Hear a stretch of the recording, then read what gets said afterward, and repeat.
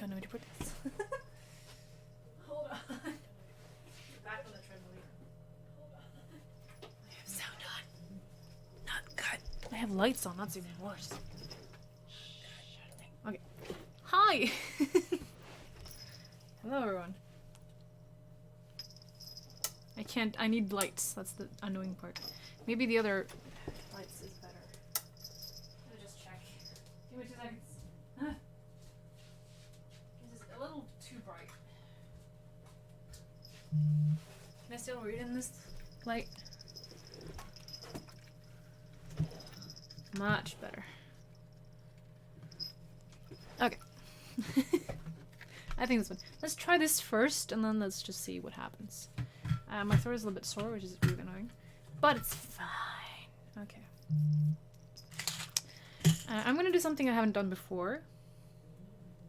The camera delay is gonna be really annoying. I'm not gonna play a game. I might host a game. We'll see. If we get that far. I have got... I will let him to pronounce his own name. My face, go away. Face away. This guy, like it says in the description, to agree to help me to do some stuff to get this going. I don't really know how to operate this one. Just gonna, I don't know, keep it like that for now. Let's do the comments on this part here. That would have been great. Let's do that. That's fantastic. Now it's gonna be an infinite loop for me though, which is gonna be really annoying. Discord is this part. Oh, I didn't mean to grab that. Okay. Okay, let's make me. Let's do that. Trying to optimize stuff here. Like I said, I don't know what I'm doing. Can I drag this one out? Perfect. There we go. Just wish I could scroll a little bit down. Okay. I have stickers so that I can mark the notes here. I don't know if I should... No, let's just figure it out and see now. I'll ask him to call me.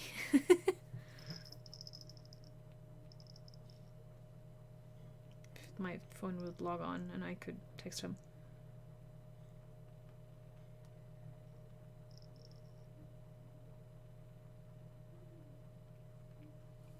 There you go. And let's hope that I can pick it up from here.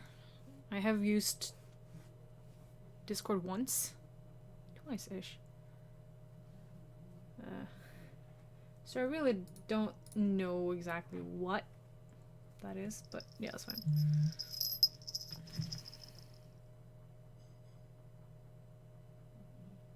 What?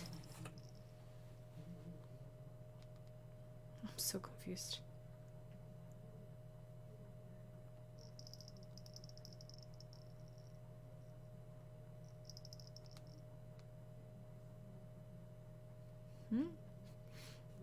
I don't know anything about Discord.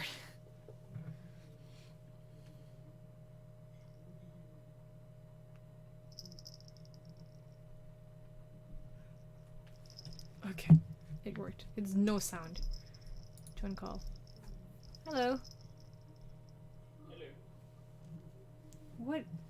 The sound comes up from some. I don't know what the sound comes up from. Wait, hold on. I have my speaker to my right, but it came from my left. I don't know what made sound. What made noise? I don't even know how to figure that out. Settings? Output?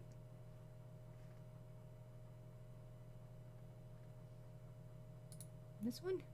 Can you try talking a little bit again? Sure thing. There you go. That's the right side. Thank you. So hello and welcome. Thank you. Okay, how do I go back? I don't know. Escape. Go back on what? No. Discord. I've used Discord once before on phone, and I've tried maybe once on computer, but I gave it up. Yep. I don't know what you want to go back to. It could be that you just have to click the home button and then you can click my name to get the call up, if that's what you're looking for. Yeah, I got the callback now. It's just I was in the settings and I didn't know how to exit the settings without exiting the whole thing. Do you have the chat up on Twitch, by the way? Like my stream? Soonish. Okay. Just wondered, just because I will respond to comments and it might be weird if you don't see them as well. It might sound weird. Just to warn you.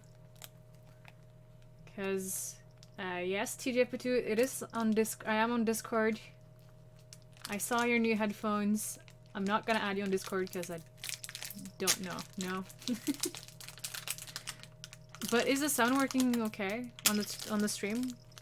Because I remember something when I tried with Aurelius that it repeated, it was echoing or something like that when we used Discord, which is why we ended up using Skype. Hopefully this works fine, but I don't know. Seems fine to me. I just muted the stream. Yeah, that's good. It was Giant Badger you recommended for me, right? Yeah. Yes, good. These have colors I can't see in the dark. Okay. Let's pick blue for the badger. Why not? Or it's turquoise, actually. I bought some nice markers to... No, like the sticky plastic thingies to mark off pages in both the monster manual and everything else I have. So I know where everything is. Yeah, you're using the paperback version? I'm using one I illegally printed out at my dad's work. I see. Well, it's free online, and my dad has a free supply of paper, so I just printed it out there and punched some holes in them and put a ring map in it. I'm holding it up on the stream now. Just some plastic sheets on front and back. It's out of the monster manual. So I have the paper one. It's gonna be quick if I need to find something online anyway. Okay. I marked the two... I gave up physical books long time ago. It takes too much space. Oh yeah, they're big. But it's easier when you... I feel it's easier, but I haven't done this as long as you have. Well, you can also start by saying your name, by the way, so I know how to pronounce it, because that would be nice. It's Hallex. Hallex. Okay. I have like the dungeon, yeah, monster manual, the player's handbook, and just a lot of sheets of paper in front of me here. Hold on. Okay, there. I found my story. I need to just change up it a little bit since I was... since I decided to change my main sort of villain. Type of creature. Makes it a little bit different. Not that much. And even though I Sort of villain? Is it villain in hiding, or is it someone you can... Oh, you said sort of villain. Is it a good guy in disguise? I'm not selling. Since the story I'm working on is something I want you... Like, after we're done with all the questions and stuff like that, I want to take you on a round in my story here. So I'm not gonna tell you much of the story itself, since you don't remember the things I said. It's just gonna be more practical questions. So, in, like, when I say sort of villain, like, it might be just a group that is not a villain, or good guys in disguise or whatnot. Maybe. Who knows? I have 4 pieces of paper. It's in Norwegian, so just hang on with me when that part starts. What is... Okay, never mind. Also, like, when I started off... when we start off, like, an adventure with a new party and whatnot, one player or more, like when I started originally, it was like in a tavern, but I kind of forced the player to take a mission and do that, and they kind of didn't have a choice. Do you have anything, like, do you have any ideas of something better to do to just start it off? To make them do the right path? Because my games aren't open world like yours are. The easiest path is just give them something to make a character on. Tell them that this is the mission that you've been hired to do. This is the guys you're working with, and make a character where it makes sense to follow this mission. Yeah, that makes a lot more sense. I was thinking of like forcing the person, just like, you pop up there and now you're doing this. It feels kind of mean. It's like you take away everything of free will. If you do what you said, it's so much better, because then it is still free will, even though you did force them just as much. It's genius. Yeah, but then you're forcing the player and not the character. Yeah, true. True. And if they don't like being forced, then they can just not join the adventure. Yeah, too bad. I'm new, so too bad. Let's see here. I also noticed when I started playing that I, like, cause I introduced 4 characters.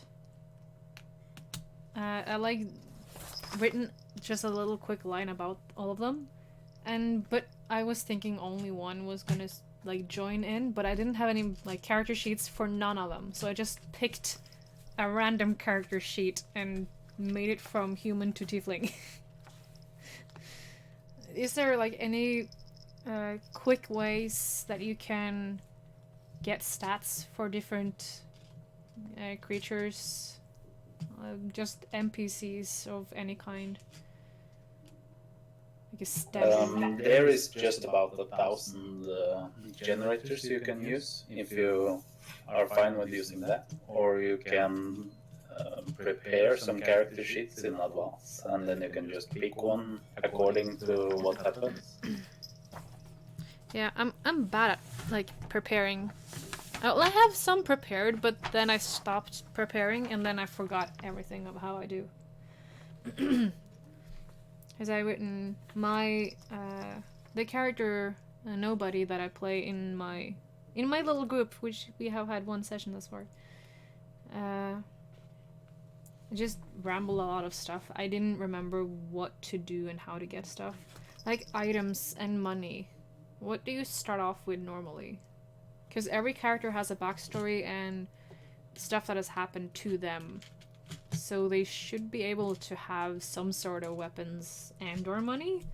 It's like the starter sets gives you a lot more things. Like the fighter that I used when I played with my classmates a couple of years ago. She had like greatsword, longbow, 10 gold pieces plus like armor. How do you know how much you can start off with? I believe there's a section in the player's handbook where it says how much you're supposed to start with. But it really depends on the adventure. Usually those rules doesn't apply. Maybe you want them to have less because they're captured, or maybe you want them to have more because they're enterprising. Yeah, because I were looking in like the player's handbook, but it said that the class or the race could have like A or B and A or B, and they could also have this amount of money. But the money that I got wasn't enough to even buy like the equipment from A and B. So me and another one just gave it up and just picked the equipment and we're broke. We have nothing. But I made the broke part a part of my character trait though. I made it something about her that she's poor. She lives from day to day.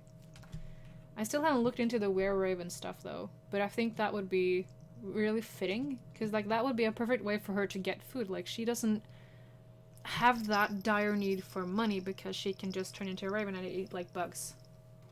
But yeah, I haven't looked into that much yet. Is there anywhere I can find information that you recommend? About were ravens? Yeah. Personally, I'm using D&D Beyond, and there I can just type were raven. I'm gonna open up a page here. Oh, it's gonna be brighter on the stream. Oh, goodness. Is there a night mode on Google?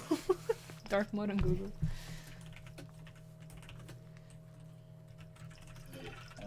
I could send you a picture of the stat sheet. I looked it up now as well. Okay, I found it. No, it is just Raven. Where Raven? That's what I looked for. D&D Beyond. Not Swarm of Ravens. That would be amazing, but no. Yeah, I'd love a link. Please do. I sent you a picture of it.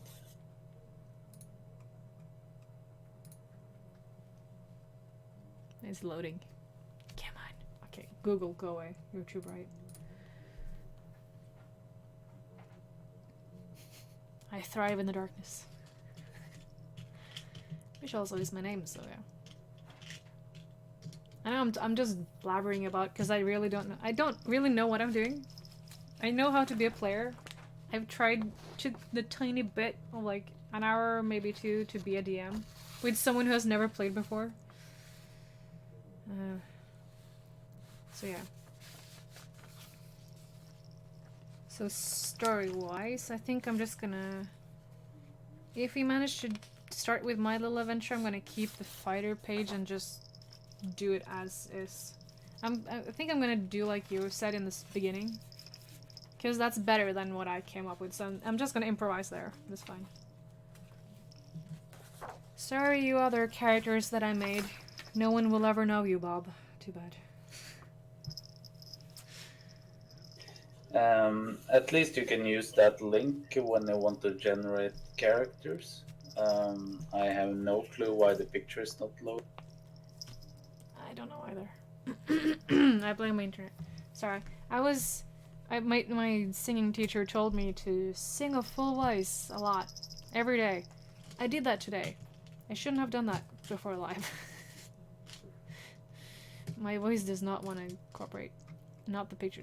And nothing will cooperate with me right now. Okay, while that is happening, for like when you let players like loose in a town, they usually want to buy stuff. How amount of money is a lot, and what is cheap? What do you usually see players go for when they buy stuff and things like that? This part of D&D is kind of hard because all the players want you to give them a personal experience in the store. The problem is it's very time consuming. So when I'm having players, I told them they are getting maybe they're selling at 50% of normal price and they're buying at 110%. And they have to look up the prices themselves because if you have 4 or 5 players, you will spend maybe 2 hours finding all the prices for them.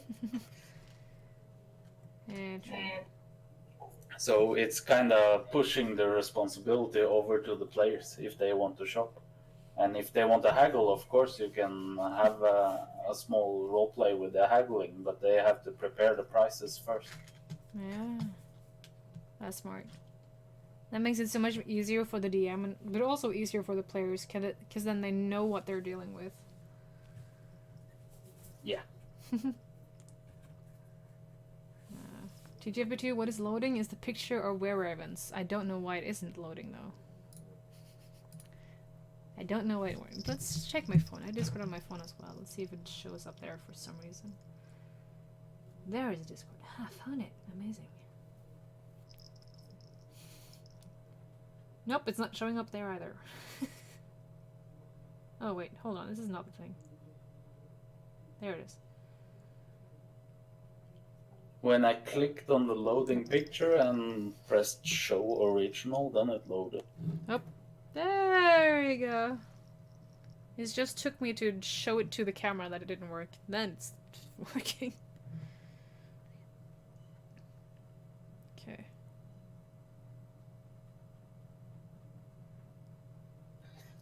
I sent you it again, and then it seems like it loaded properly. Ah, yeah. That was the second one. The first one does not show up still. Okay. Thank you. We'll look at that one afterwards, I think. Let's see. What is that doing? Player's handbook. There's something here. Because when you're playing as a dungeon master, there is too much work if you want to do absolutely everything. You have to put some on the players, but they are usually also completely new, so you have to tell them where they can find everything and give them examples. Yeah. Like, I don't know. What is, like, examples of things that you can push over to the players? Because, like, the shopping is one thing that definitely they can fix themselves. But what else? You have the shopping. Also, you can let them remember the NPCs. That's a big one for me, at least. If they don't remember the NPC, it simply ceases to exist. I think I'm just gonna. If they remember it, they will say something along the lines of, "Oh, you remember that guy who said these things, and he was really weird." And then I can kind of base it on what they said, and I don't have to have notes for a decade.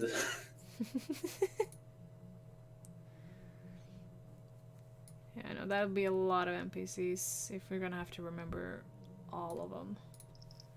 But yeah, I have just, like, written down the key NPCs, but else than that, yeah. If they becomes important to the players, then maybe just to have it written down, just one sheet of paper with all the NPCs' names. But still, that would be just chaos. I'm trying to find... Tiefling is way before. I found Sorcerer. What am I even doing? Did you see the character sheet for the Were-Raven? Yeah, it's just really tiny on the computer. Doesn't help if I stretch it out. It's just the same size. Really weird. Have you tried clicking Open Original? No. Oh, goodness. There you go. That's a lot better. Just get my face away. Whoop. So everyone can see. Multi-attack, yes. But human or hybrid form only, so not like complete raven, right? Yeah, you have 3 forms according to the shape changer. You have a normal raven where no one will be able to tell the difference.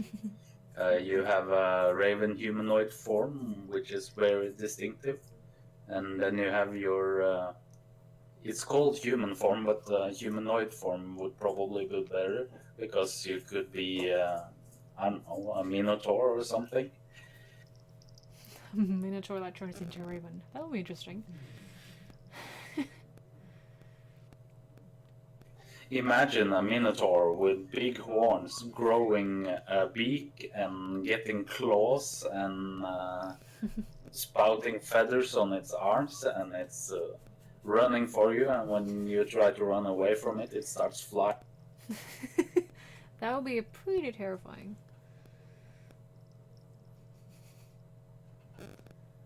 Let's see.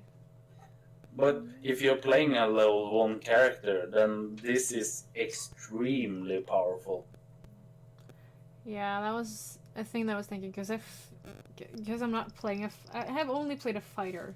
I usually, every, like, gaming thing I go for the fighter. The one who hits hard, the one, hopefully with a lot of health, but mainly just hits hard to survive. I have never played a sorcerer before, so I'm, like, a little bit afraid that, like, oh, she's gonna run out of sorcery points and can't do anything, and is just, like, trying to hide in the background because she can't do anything. If she can turn into a raven and have She'd be weak to silver, but resistance to a lot of other things, right? If I can remember. But also multi-attack, for example. You're not resistant, you're immune. It's Immune? very, very powerful. Okay.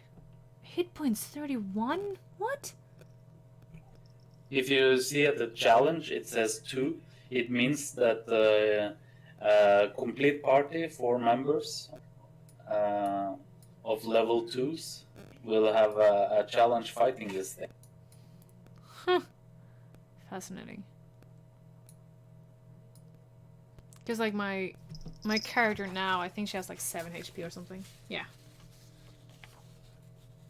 It's like 7 isn't like nothing. 13 armor class though at least. Like she can speak Draconic and Infernal and Common. I love it. I didn't even pick that. It's just the traits of Tiefling and Sorcerer. If you're playing, for example, what is it? I don't remember. You can play a humanoid race that has a built-in armor class effect.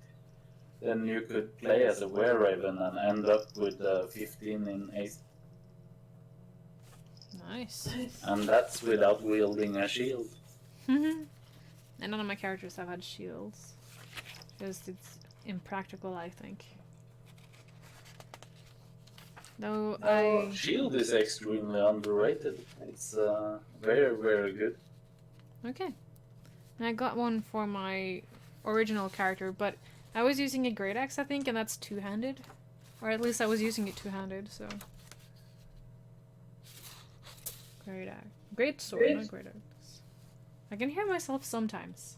How? Why? It's probably because you're on speaker on my system. Okay. Oh.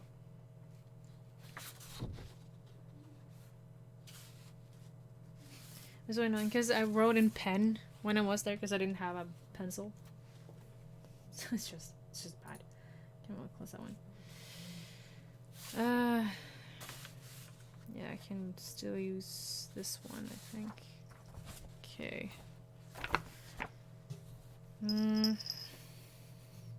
What other tips do you have, like, for from one DM to another, to a beginner?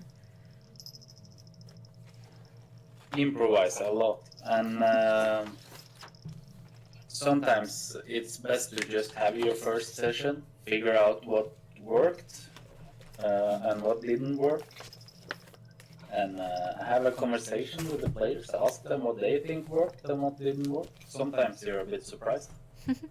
And then you can really start preparing, because it's very hard to prepare when you don't know what you're preparing for. Yeah, I know. It's more just, like, let's see. My number one tip is if you have just new players, tell them that they want to make a group. They can think along the lines of Robin Hood and the Merry Band, or maybe some followers of a certain god, or maybe a bunch of merchants. The important part is that in their background story they have the same origin, and they have a reason to work together, because if they don't, they usually split up, and when they split up you have to divide your attention, and maybe one player is spending a lot of time and the others have to just wait, and it gets very boring very quickly. Yeah. Then you also kind of need to sit down and then, well, as the DM should also, I think, should always go through the character of the players before they start the adventure, really, or at least try to get to know them as well, as much as possible, to make the adventure fit more to the characters, like playing on their backstories, I was thinking like later on to give the players like secret missions of some sort. To accomplish something throughout the session, and if they do it, they get inspiration or something like that, just to make it more fun, kind of, if you know what I mean. Yeah, that's a good idea. You Secret want mission. them to have something to aim for at least, and hopefully something outside the main mission. It helps them feel like the world is open. Yeah. Just think it'd be fun conflict, and get more variables into the thing. Because like I have no idea how to do this open world. I'm no. Yeah, but it doesn't have to be open. Just make them feel like it's open. Sometimes, if you just give them two options instead of one, that's enough. Yeah. If you dangle a big enough carrot in front of them, 9 out of 10 times they will follow it. Let's hope they will. Because I have only listened to like one podcast which went through a full kind of book, The Curse of Strahd. I've listened to the podcast like twice now. Dice Camera Action. I think they're amazing. I don't know the standard, like if they're good or if they're not, but I really like them still. And I've heard that there's a lot of like diversity, there's a lot of things you can do in it, different things. Like I really want to try that out for myself because I kind of know the story, but I have a feeling it's not yet for first level players, and I'm not sure if I as a DM am ready to take on more powerful players or not. Curse of Strahd is actually designed so you can replay it any number of times.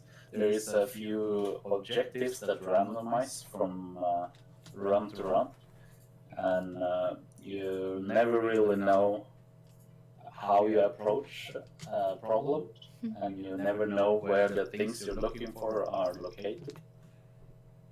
No.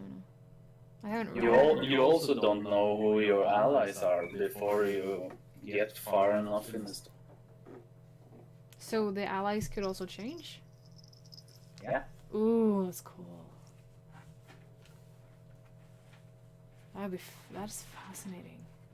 Yeah, I've heard it has a lot of replay value, but I didn't know that. I need to read the book. I might bring it to work and just sit and read in the breaks. Because I printed it out before I even listened to the stream. I'm like, I kind of recognize that title. I'm like, I have it in my bookshelf. Yes. Just all the coincidences. Well, it's a really good story, and there is also a book that you can read if you want to know more about the background story. Ooh, interesting. Also a thing, if the player starts to like fighting NPCs, because that might happen in my little story here. Is there? Well, humans have. Well, just general stats for humans. Is that in Monster Manual? I think it is. It depends on what they are. You can usually just check up whatever you imagine them fighting against. If it's bandits, you can search for bandits. If it's farmer, I believe you can search for that. I found it. Bandit captain. Commoner. Cultist. Fascinating. Okay. I need a little marker on this one as well. Let's do pink for human. Is this pink? Is this pink? I can't see the difference between pink and orange in this lighting. I took two. I know. I only need one. I'm not a cultist, but yeah. Okay, let's do on this one. I'm not gonna tell you what.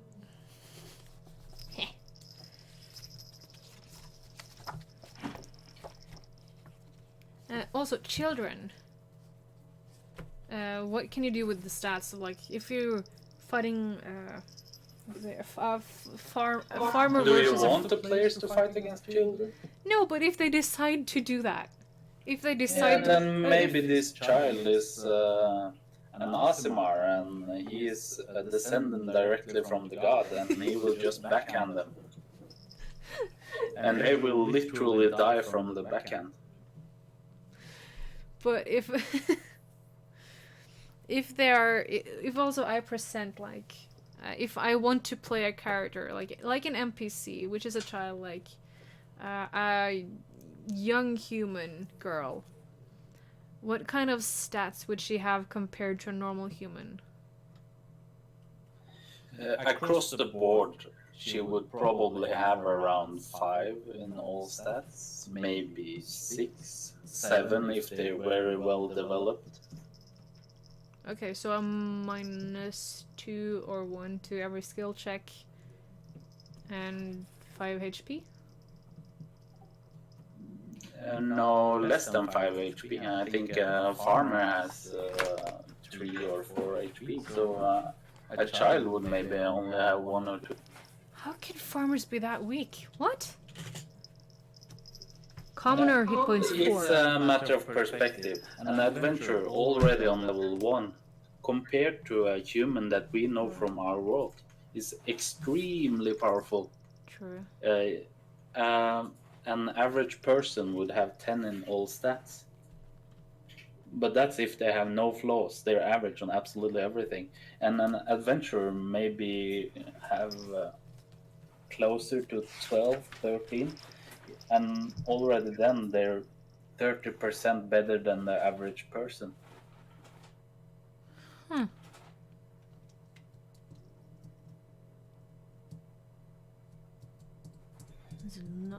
Also, when you're an adventurer, you usually have a quite big background story. You have a lot of experience. You maybe fought a lot of things before.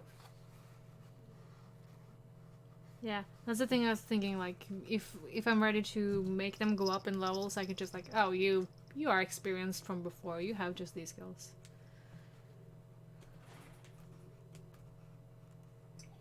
You have to compare to what kind of story you want and what kind of players you have. Maybe you want them to start at level 3 so they all have specialization and that will be part of the background story. Yeah. But if I'm also playing with people who have never played before, because there is 2 people that I want to play with. None of them has played before. One of them is also in the group that we're doing the D&D stuff. He couldn't come last time, and he's the one I've tried this once with. But he just kind of picked a character sheet and got a name and picked himself a name, and that's it. So just sit down more to just make a character. But it's probably better if I join in and help then, I guess. Since I know. Yeah, it's probably better to help them then. Yeah. But you can usually ask them one question, and that's if they have to pick one character from a movie that they want to be, who would it? And then you can make an educated guess what they should pick according to what they answer. But then I need to know the movie character though. Yeah, you have to read a lot when you're going to be a dungeon master, but yeah, it has to be something you do on the way, do after a while. Yeah.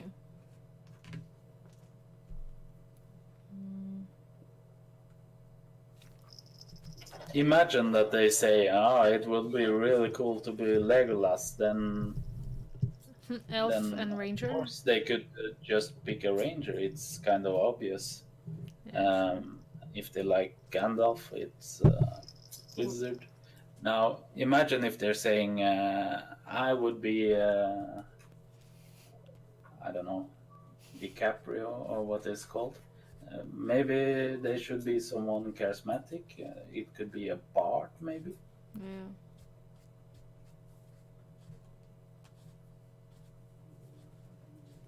I need to read more of the races and stuff like that so I know what to recommend also.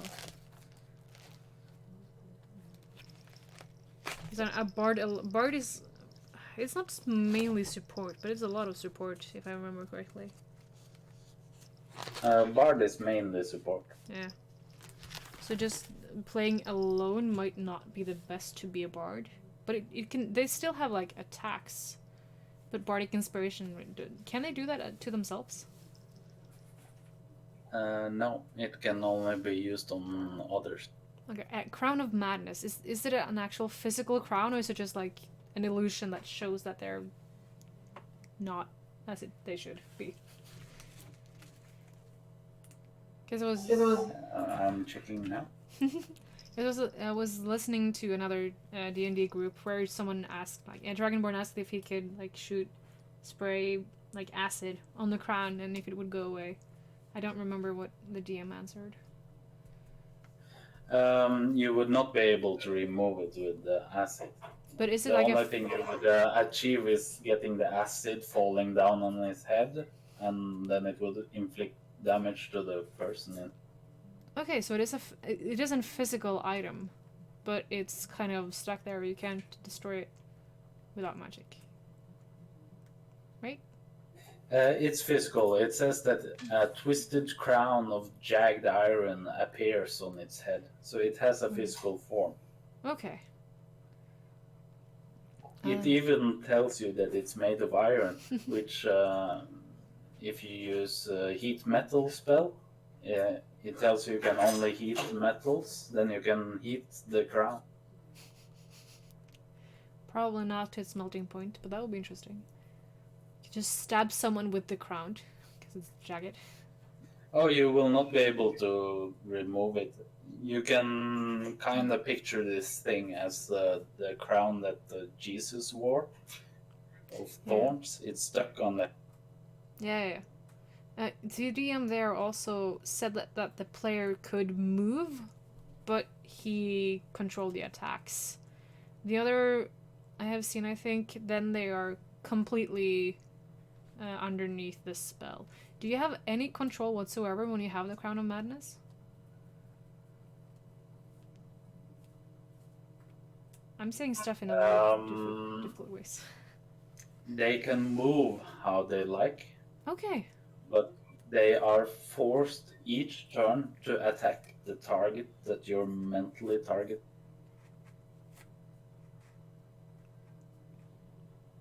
Okay, so the DM chooses the attack The on DM will tell you, players. yeah, you're going to attack the cleric or something. Yeah. And this person that's gotten the crown, when he starts his turn, the first thing he has to do is attack. Okay, yeah. Chosen target. And then you can move around and use bonus actions and reactions and pretty much whatever you like. But you have to attack. But bonus actions and other actions, you can do them as you please? You have one of each type of actions each turn. You have movement action. It's controlled by your speed, and you spend speed points to do stuff.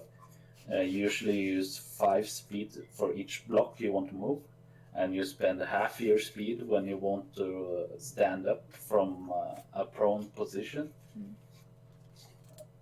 And then you have an action, which is the main focus. You have a big list of stuff you can do with actions. I don't remember all of them, but I think it's dodge, disengage, and some interaction stuff. And then you have attacks and spells. Well, isn't attacks also actions? When you read on the attack description, it says that it's a replacement effect for an action. You use an action, and it's turned over to an attack. And a lot of classes, when they reach a high level, they say when you use an action to trigger an attack, you will get an additional attack, for example. Okay.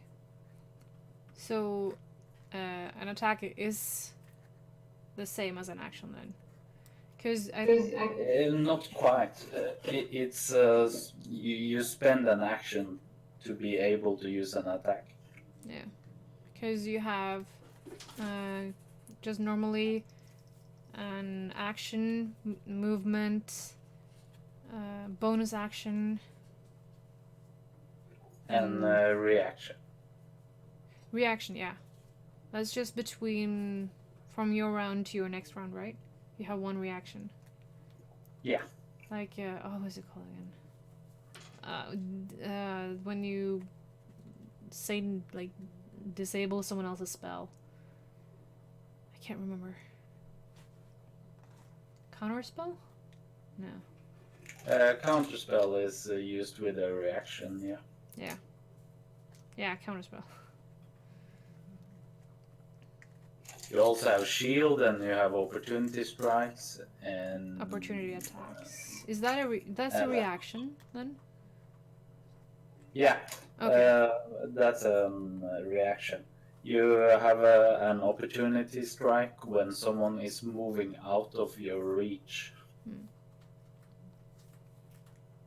So if you are wielding a sword, you have 5 foot reach. When someone is within those 5 foot and they move outside your reach, then you're allowed to spend your reaction to get one attack. Yeah. If you are wielding a spear, then you have 10 feet reach. Then they have to move outside 10 feet before you get an opportunity strike. What about javelins? They're kind of in the middle, I feel. I believe javelins are 5 feet. Oh, okay. I don't know. I'm just used to. I just thrown them.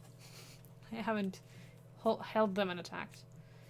But also switching weapons. That's an action, right? Normally, yeah. Okay. But good. People usually have a style of play, and they're not really switching that much. And you can tell them within reason you can have a kit of weapons that you have ready that you can do as part of your attacks.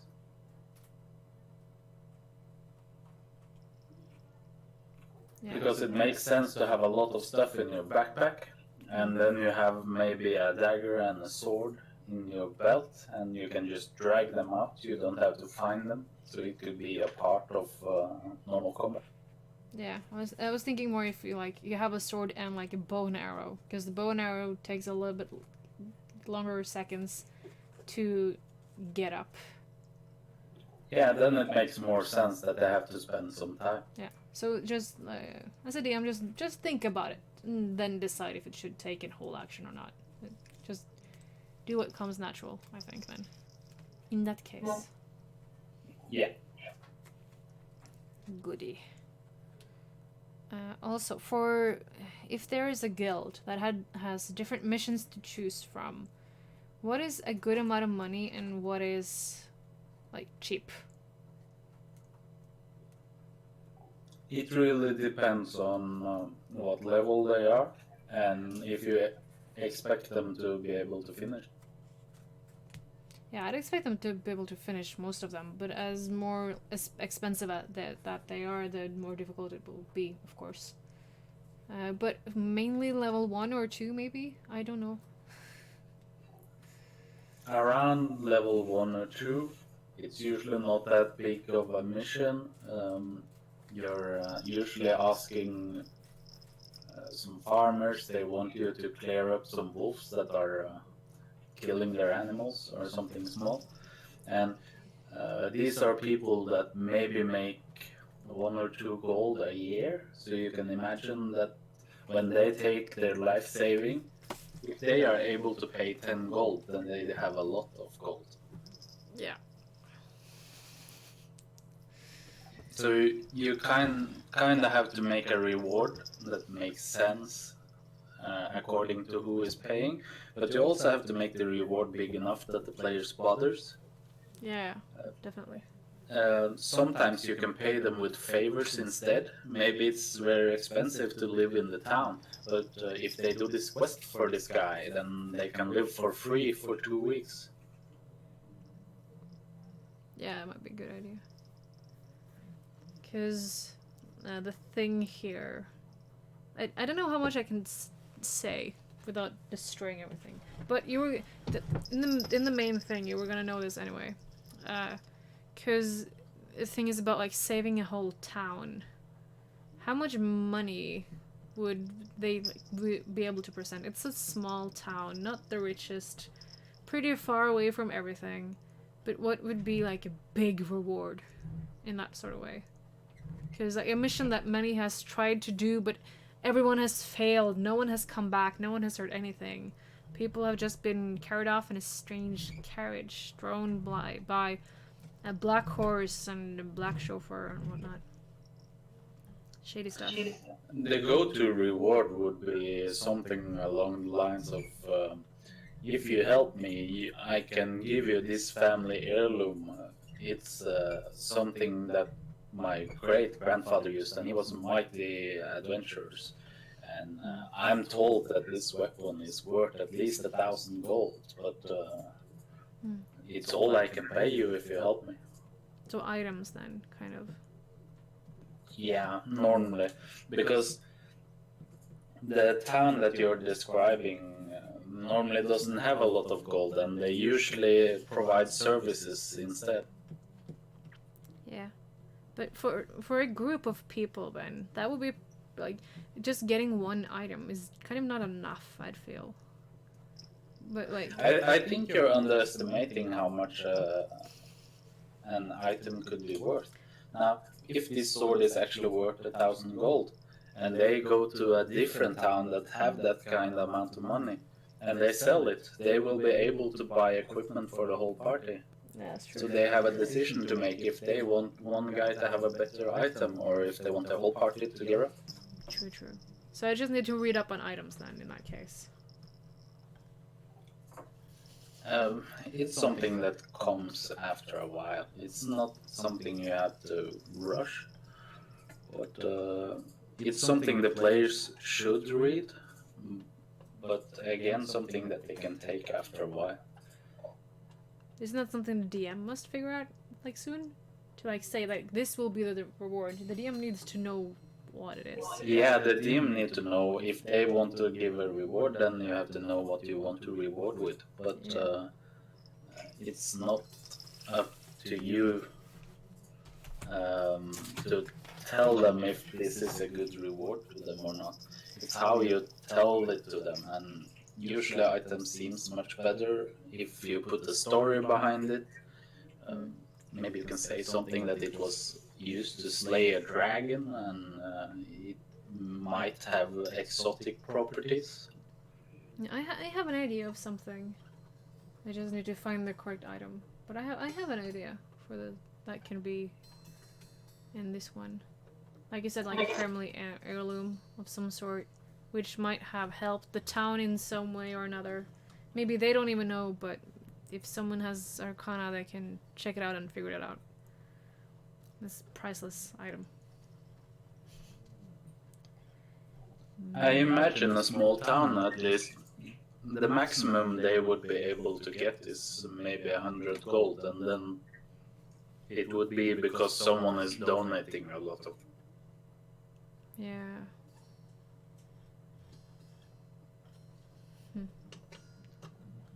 So I guess the challenge rating could also like up on the price, maybe. I don't know. Also, like to have a town on their good side would be a really good thing.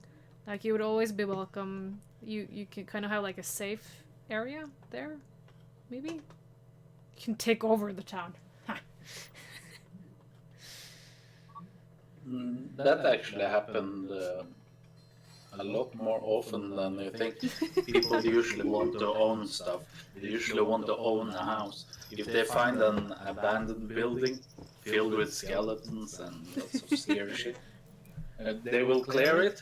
And if you tell them, oh, you find a sword with the crest of the family, and And you also find some signet ring that's also proof of the family. Um, they might end up going to the mayor and say, "Well, I'm a descendant of this family, and I want to reclaim the house." Well then. Interesting. There's a lot of different people out there. Well, the world is just limited by their imagination, so yeah. There's also the other group that I'm listening to now. Like one robbed a bank or something, so they had like 50,000 gold. Just like the money is no problem for them, and the DM needs to figure out something more else interesting. Well, maybe the bank owner goes and contacts a deity and makes a wish.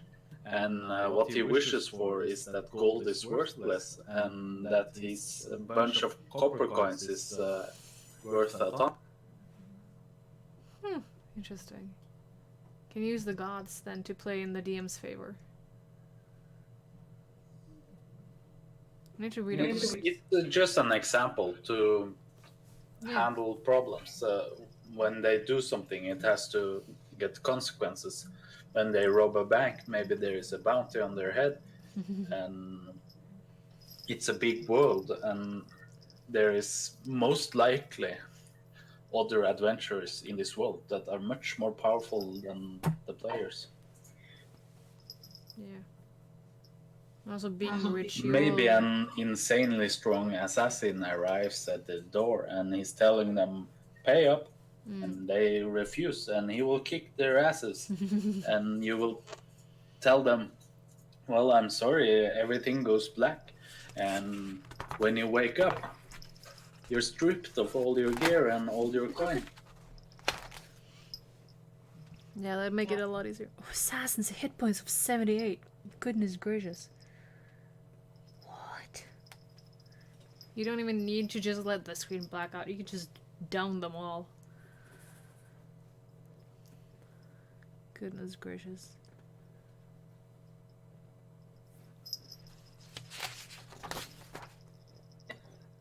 It's very easy to get a fake sense of power when you're playing as a player because you're constantly killing, and every challenge you meet you beat without a problem. But when you realize, you look around the world and you think back in time as well, and you're thinking, "Shit, I had real trouble with this dragon and I'm level 15." Imagine if you met this dragon when you were level 2, he would just I don't know, take a dump on you and you would choke to death. Drown in the feces. I remember also when in the Curse of Strahd, because they managed to trap Strahd in the doll, and then like a lot later on they got him out of there, and like he was no match for them whatsoever, because they had leveled up so much since then, and they've been afraid of this guy for so long, and it was like, oh, we're just like 3 hits and he's dead. Oops. Yeah, but there's a lot of things about him that I'm not sure if I should spoil, but it's not just killing. Yeah, no, if I'm gonna read the thing, you can spoil it. It's no problem. Well, originally he's a lord that conquers Barovia. He's a warlord. He's fought many wars, and you have the typical love story. He's in love with someone, but the feeling is not mutual, and he ends up sacrificing his brother as a part of a deal to a deity, and he is promised that everything will work out, that there will be no threat upon his realm, and his power will be absolute. Yeah, because I remember the girl that he was in love with was gonna marry his brother, right? Yeah. Yeah. Like, what was her name again? I can't remember. I think it was Tatiana. Yeah, Tatiana. That's correct. So Now, he makes a really big sacrifice, and the power of this spell is incredibly powerful, and it traps the whole of Barovia in a separate dimension, just so the laws of the universe can change. And in the moment that everything happens, Tatiana decides to commit suicide. Yeah.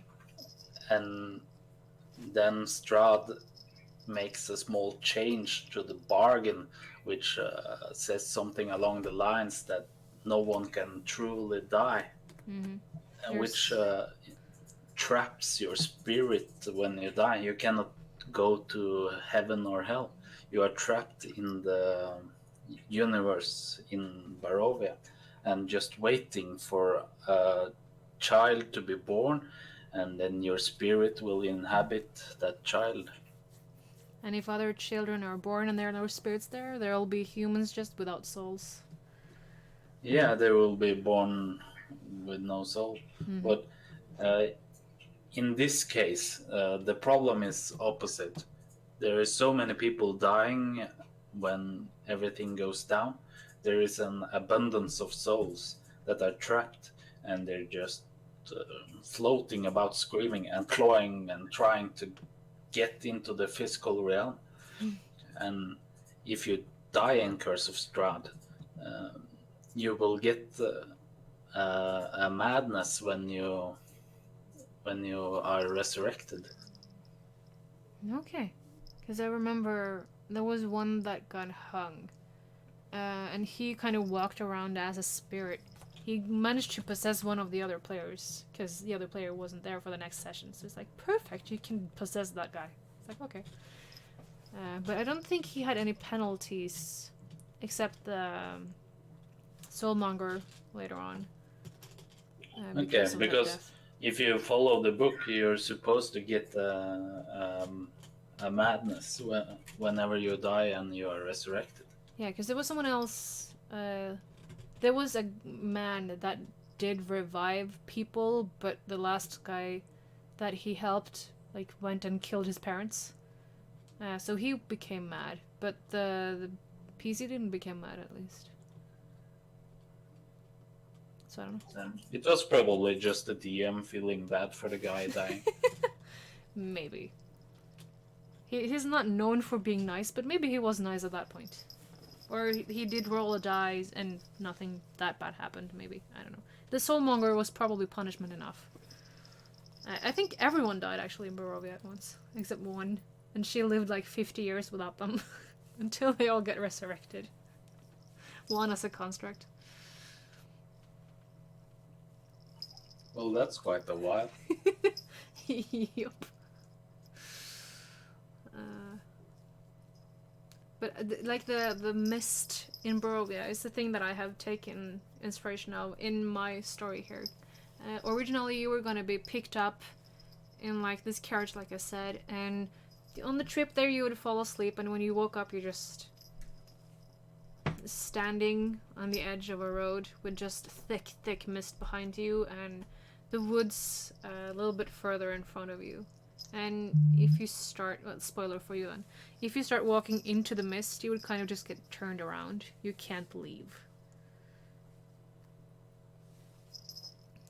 But that's kind of forcing the player to go the direction I want to, but for now, that's the best I have. It sounds fine enough. I don't really know that much about the story yet, but have you considered, for example, that this is a dream realm or something? That the player has to go to sleep to enter this realm, and there's a ritual, and they're placed inside. Then you already put their mind that they are going in to do something. That's kind of risking a little bit, though, of them not wanting to keep staying there. Oh, maybe I just make an NPC that they really like and want to keep alive. I can do that. I can figure that out with the story. But that is It's just an example, because if they end up in there just randomly, they will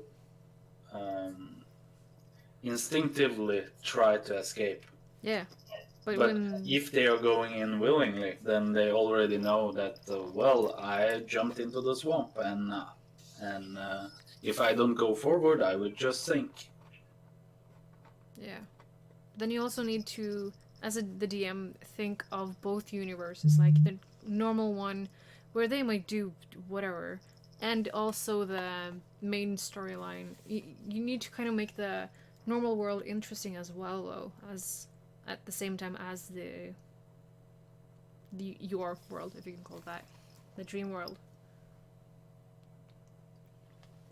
Isn't that making it a little bit more difficult than it needs to be, kind of? It's just an example of what you can do, and uh, you can also read up on the different books with adventures. They have a own section that's called adventure hooks, and there is something that you can use to hook the player.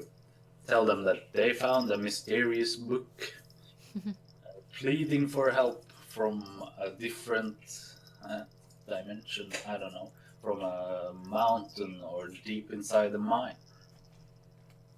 Yeah. Because Curse of Strahd is a letter, like it starts off with a letter, right? It Because could be. It has more than just a letter. yeah, and who were the ones who could pass through? Again, the people. 'Cause there The was Vistani can Vistani. Yeah, enter and exit how they like. yeah. Can they take with them people, or is it just like the native Vistani? Theoretically, they could take someone with them, but it would require the permission from Strahd because he's giving his permission to all the Vistani. Okay. So if Strauss give you the permission to leave, you can leave, but Yeah. no, not anything else. Okay, gotcha.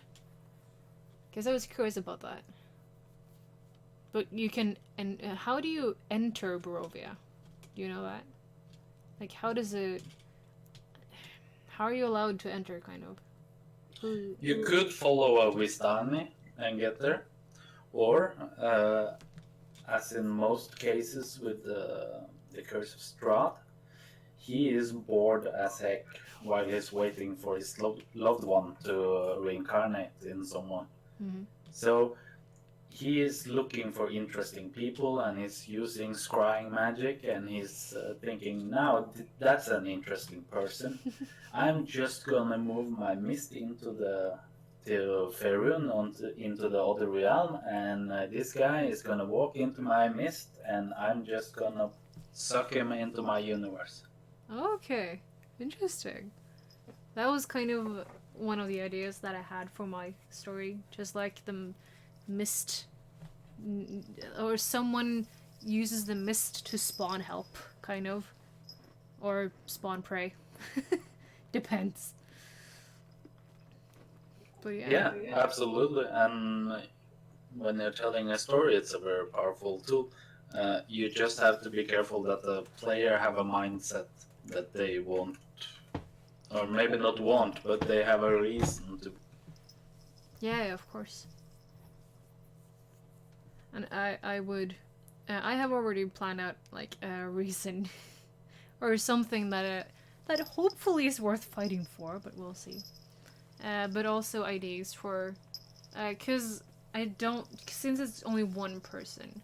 If they die, it needs to be something needs to happen, or you need to divert the monster from eating them completely. Cause as a new DM and with only new players, I don't want to kill everyone by a mistake, because I don't know how many creatures is too much or too little. Like last time I had 2 giant spiders after my PC. I figured out it was a little bit too much, and when the spider rolled like a 1 on its web attack, the spider is stuck, and it didn't bother doing anything else. It just left, and so it's only 1 spider left. Just to kind of divert the situation, made stealth checks for them, both my NPC and for the player. They tripped and fell, both of them, like with a 2 or something, I think. and still couldn't shake off the other spider and just make them roll like stealth after stealth to give them another chance because I was afraid of them dying just like the first night, not even off the road, not even met the town yet. What is a good way of not having that sort of problem? Or should I just do like I did, like, okay, as a new DM, you just need to realize you need to improvise and do stupid stuff for a little while until you know what is difficult enough. Because I wasn't afraid of killing the NPC, but I did not want the player killed. So I mainly attacked my character because she's a tiefling, she might look more menacing than this human, so let's do her. But I feel like that was kind of one-sided for me as a DM, but just trying to take care of my player, my poor little player. In the beginning, the hardest part is figuring what tools you have. In this example, where you were using spiders, if there is more than one player, then maybe one of the spiders that managed to down a PC or NPC, maybe it starts webbing up this character and is trying to slowly pull them away, then you are reducing the amount of spiders by one, and you're giving a feeling of urgency, and when the players manage to kill the spider, it feels like a much bigger victory. But you can also get them to roll an insight, for example, and most likely one of them will say that I have a high insight and wants to roll, and most likely they will succeed. Maybe they don't, then you have to improvise again. But if they do, then you can tell them, well, it seems like these spiders are actually maybe sated. Maybe they don't want to eat you, but you're protruding on their territory. And you think that maybe if you just step back, that they will not follow you. Yeah, that's a good idea. There's only one problem with that, with my thing, but maybe I'll make you roll an insight and you can figure it out. It's just an example. Yeah. You have a lot of tools which you can use to make the players feel like they have achieved something, but in reality you had to improvise to save their asset. Okay, what examples on these tools, except the one that you just said? Have any more? You can make them do a lot of rolls. You can maybe get some funny NPC coming through the bushes, running into the spider, and like, oh shit, not again, and occupying the spider for a short while. You have complete control over the universe, so anything can happen. If one of them is a cleric or a paladin, maybe their god intervenes, and you tell them, well, oh shit, you are doing God's work. You found some demon-marked spiders, and your powers boosted significantly. And somehow lightning struck one of the spiders. Amazing. The DM just rolls the die like, okay, what accident should happen to the enemies? To DM. Yeah, but you have complete control. You just have to try and tell the story so the players feel like this is awesome. I'm doing so much cool stuff. Yeah. In my group now, we have one paladin at least. Maybe we will get two.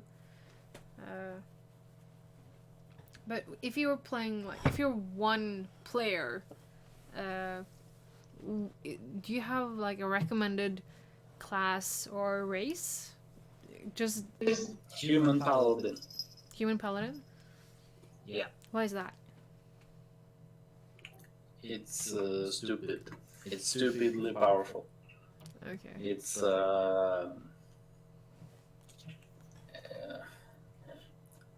basically you can just go up to something and you can hit it. After you know whenever you hit it or not, you can spend your spell slots to get a smite, and you will deal a ton of damage. And as a human, you will have +1 to all stats and a feat. And the feats are very strong at level 1. Do you paladins have double attack as well?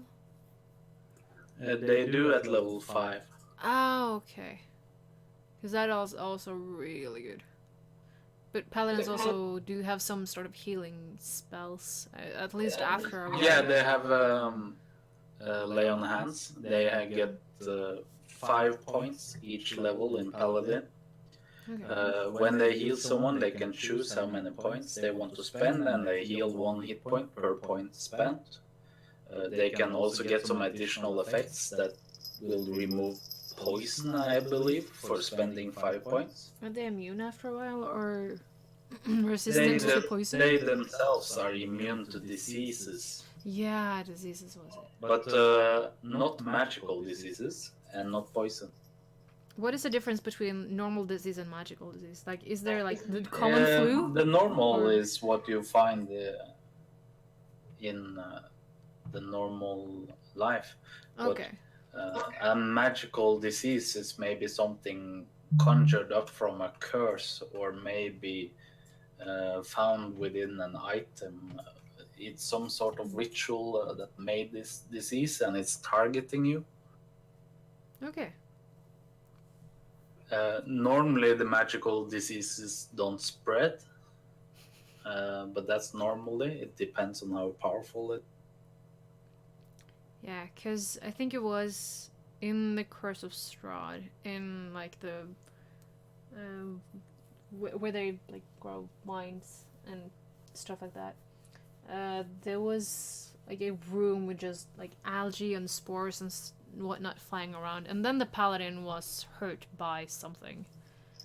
Then it must have been magical, then I guess. It probably was, Yeah, or maybe it was poison. Yeah, they didn't check it further. They just locked them up because the paladin was also a werewolf. But what do you need to do then? Does your character care? They didn't. Is it you personally that care, or is it your character that care? If it's your character that care, then you have to ask the demon. Is there something I can roll on to decide or to figure out why I'm taking damage? No, it's for the DM themselves though, just to know if it is magical or if it is normal. Because if it is normal, then the DM can say you take this and this much damage. The DM needs to know everything. That's the problem. Yeah, but the DM also decides everything, and the DM is trying to tell a story, and sometimes you just have to say that sorry, Buttercup, but I don't care about the immunities because this shit is work. Yeah, true. I called my old DM like God, because the DM is technically God. Oh no, he's much more powerful in that universe, because as a DM you can make a god in matter of seconds. You can just say, bam, well, you just found the god of all creation. Now, you decided to make that guide. Yeah, that's true. But so in this universe, you are above God. Is there a word for that? I believe it's called 13 level spell or something. What? I'm confused. Now, as a player, you can use up to 9th level spell. And that's the highest level you can use because the god of magic has put a limit. Now you have 10, 11, and 12, which is god tier magic, which is moving mountains, I don't know, spawning volcanoes, making artifacts without compare. And then it's not really official, but then you have the spell tier above that, which would be create gods or create new rules for the universe. That makes a lot more sense then.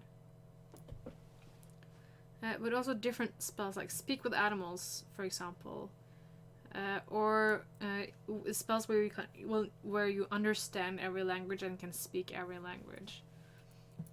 If you like speak to a cat, for example, do you then speak as a cat, or do you speak common, but the cat understands and you can understand it? I believe you speak common, and that the magic is transferring your intent to the cat. Okay. And if you also can speak like every language, is it the same then, or do you switch over to the language even though you normally can't speak it? It depends on what you're using. If you're using a spell, then it's sort of a interface in between. So you're understanding it at your native language, but Oh, so you kind of you hear it in being common, translated by. kind of.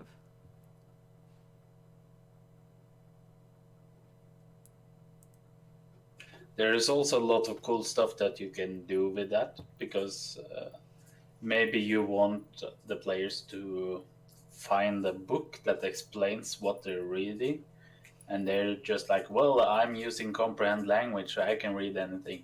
Well, you understand that this is Dwarvish, but it's primordial Dwarvish. It's a dialect that no one has read in thousands of years. You have no idea how to interpret these lines of sentences because they're not making any sense right now.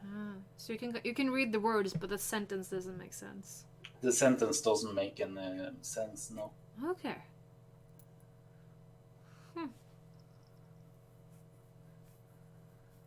The smart way of getting around that problem. When the PCs are being too smart. Not a good thing. No, the pieces are trying to be pieces of shits, and they're trying to. Well, like they don't know what the DM is thinking though. Like it is of course the most logical like solution to use a spell to be able to read. But if that's not the DM's intent, then yeah, we need to go around that somehow and not lose a lot of history and story. Yeah, but maybe you're adding a second layer then, that they are able to read it, but it doesn't make any sense. They need something to explain it, and then they have to try again, and then it will probably make sense. Yeah. Let's say that. Maybe the book is magical, and the words are shifting, and you need some sort of magical cipher to keep the words simple. That's genius.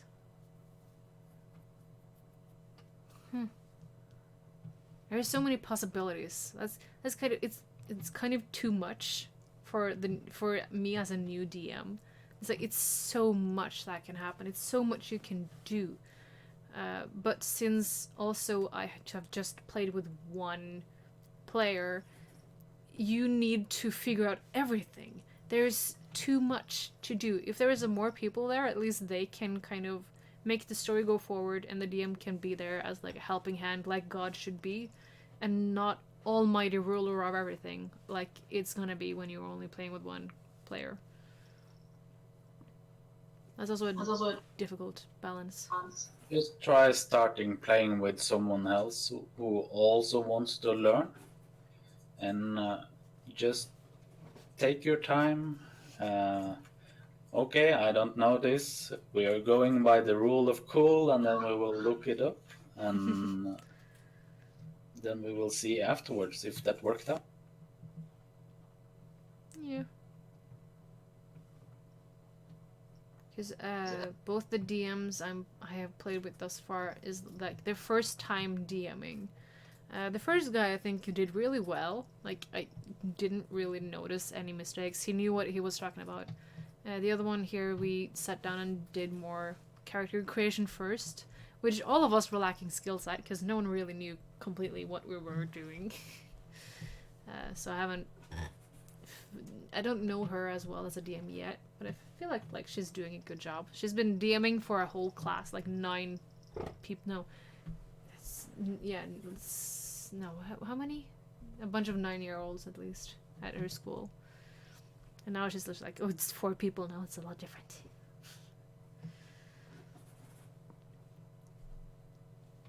But still, they had more people. I think like more people is easier than just one. Like we were chatted about, because like having to talk to yourself. Every NPC you introduce, you need to be every voice, and make it interesting for everyone else. You like it. Like me as an actor, I feel even more pressure because like I should be able to do this, but it's so much, so much to do, so many people. You can just tell the players that, well, sorry, I don't feel like talking like 1,000 different people. Maybe they are in one town that has a certain type of dialect, and you're focusing on that, and maybe using 2 voices for the whole town, one female and one male. But just feel it out. Don't make more work than you feel comfortable with. Yeah, because in the town that I have now, we kind of have the enemy. We have a young boy and a young girl, and we have townsfolk. I have a feeling like I'm gonna make the townsfolk just a little bit different from each other, but not much. Just the worst thing would be like if the player goes around like, oh, what's your name? What's your name? What's your name? Because then the names of every NPC is just like, no, stop. Too many. But if it gets too intense, just tell them, well, my name is villager number 5. How can I assist? That's true. That can work.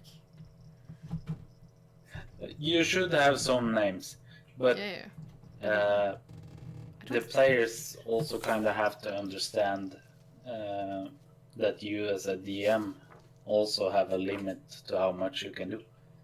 Yeah. Because I think... Yeah, I did write down the names of some of these at least. I don't even remember how I pronounce my own names here. I only named 2 of them. Oh, I need more names. If it's a small town, then you can maybe decide on 2 or 3 family names. And then it's easier to remember that you don't have so many family names, and that maybe there is a family feud, that you make a theme for how the village is set up. Then you don't need as much information on each character, you just have to remember the family and maybe what you want to tell about the family. Yeah. Because I have 2 rival families for now, and just bystanders. But it could be more like if they picked a side or something. They have probably picked a side already. That would make more sense. But yeah, I need names of the other ones. Because I have different outcomes, like if you decide to leave the village, if you decide to stay in the village, if you die or if your companion dies, if your companion gets downed, or anything like that. I have ideas thought up about that will make it a little bit different for everyone that plays. And also trying to consider the randomness of the player themselves. Like if they decide to stay in the forest for too long, I will make a roll and just see what happens at random. Maybe someone shows up or something for that matter. I don't remember what I was talking about. Well, you could just tell them if they're spending too much time at one place. You can just tell them that they're not finding anything. Yeah. Just like make a perception check. Oh, you rolled a 20. It's nothing here. Just leave. Pretty much. No, it'd be really obvious to leave the town, but like if they want to stay a night and rest, then it's possible to do that. And then some other part of the story will be unfold. But always, if the player continues forward, the story will unravel in one way or another. I think later on it's gonna be possible to die, but I'm gonna try not kill the PC just yet. And if they die, I have something. I have a solution. But not in the beginning. I want them to know a little bit more about everything first. And then the plot twist can kick in and everyone will know what happened. And then they can try and fix it another way. I haven't planned out that route yet, though. The backdoor way, if you can call it that. But in the case of the spiders, yeah, maybe the PCs actually lose the battle, and they are dragged to the spider's lair. Yeah. And maybe one of the villagers sneak in and cut them out and goes like, "Shh, we have to sneak out of here. The spiders are out hunting, and when they're coming back, they will probably try to eat us." Yeah, that could work. I have a character that could fit perfectly in that role. But if I switch up, because I think I'm gonna keep the spiders just at the entrance, at least for you in that case. So be prepared. But one of the people I want to play with has like a giant fear of every bug that exists. So I don't want him to like fantasize about big giant spiders that'll eat him in the night. So I'm gonna do badgers. What does can they use sticks to make a prison for their prey? How does badgers capture and keep their prey at bay, or in prison or whatnot? Yeah, badgers doesn't really keep prisoners. They dig them in a hole and just teeth, and they intend to kill. Because with the spiders, I was thinking of them dragging them away.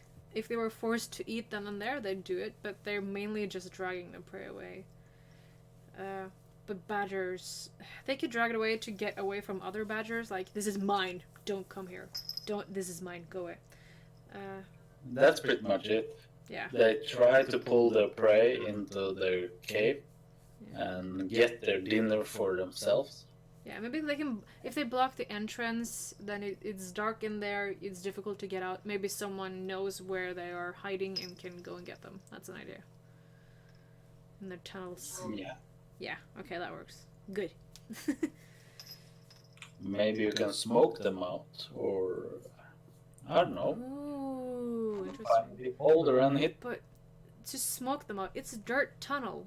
Does dirt burn that well? Oh no. But you can make a bonfire in front of it and use wind magic and blow the smoke in or something. Then you need magic though. As a paladin, do you have that sort of magic? I believe you can. Depends on what you pick. But then again, you need to be prepared for that exact situation. But because I was thinking with the spiders, you will be surprised at how strange stuff people try to do. If you're playing with only new people, though. 4 players, they all are playing something different, and they're all trying to be unique. They're gonna have a very wide variety of kits, and they're gonna do a lot of strange stuff. Yeah. Because with the spiders, they have an outer layer. I was thinking caves of spider web, but that you can kind of cut through. You can kind of destroy things. You can make an earthquake to crumple the tunnels, I guess. You can... Yeah, but spiders can also live in the trees. Yeah. But if we're looking away from spiders... it's easier to destroy for the spiders than it is for the badgers, is the thing. How do you destroy a badger lair, for example? Because if you smoke them out, they might come up to you and eat you instead. And you're gonna have a lot of enemies around you.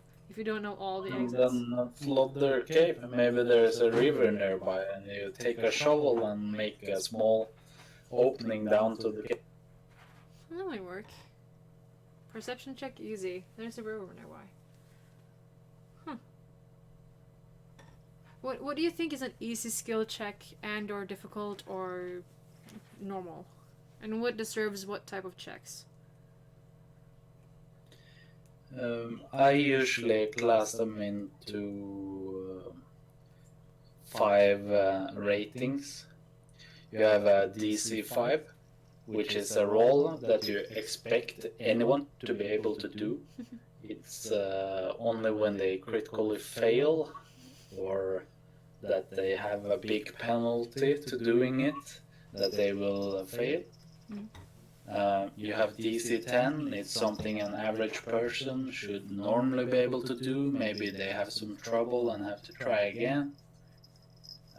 DC 15, it's something that you expect them to be proficient in it to a certain degree, or maybe getting some assistance or having some tools. DC 20, it's very hard. They have to be prepared. They have to be good at it to succeed. And then we have 25.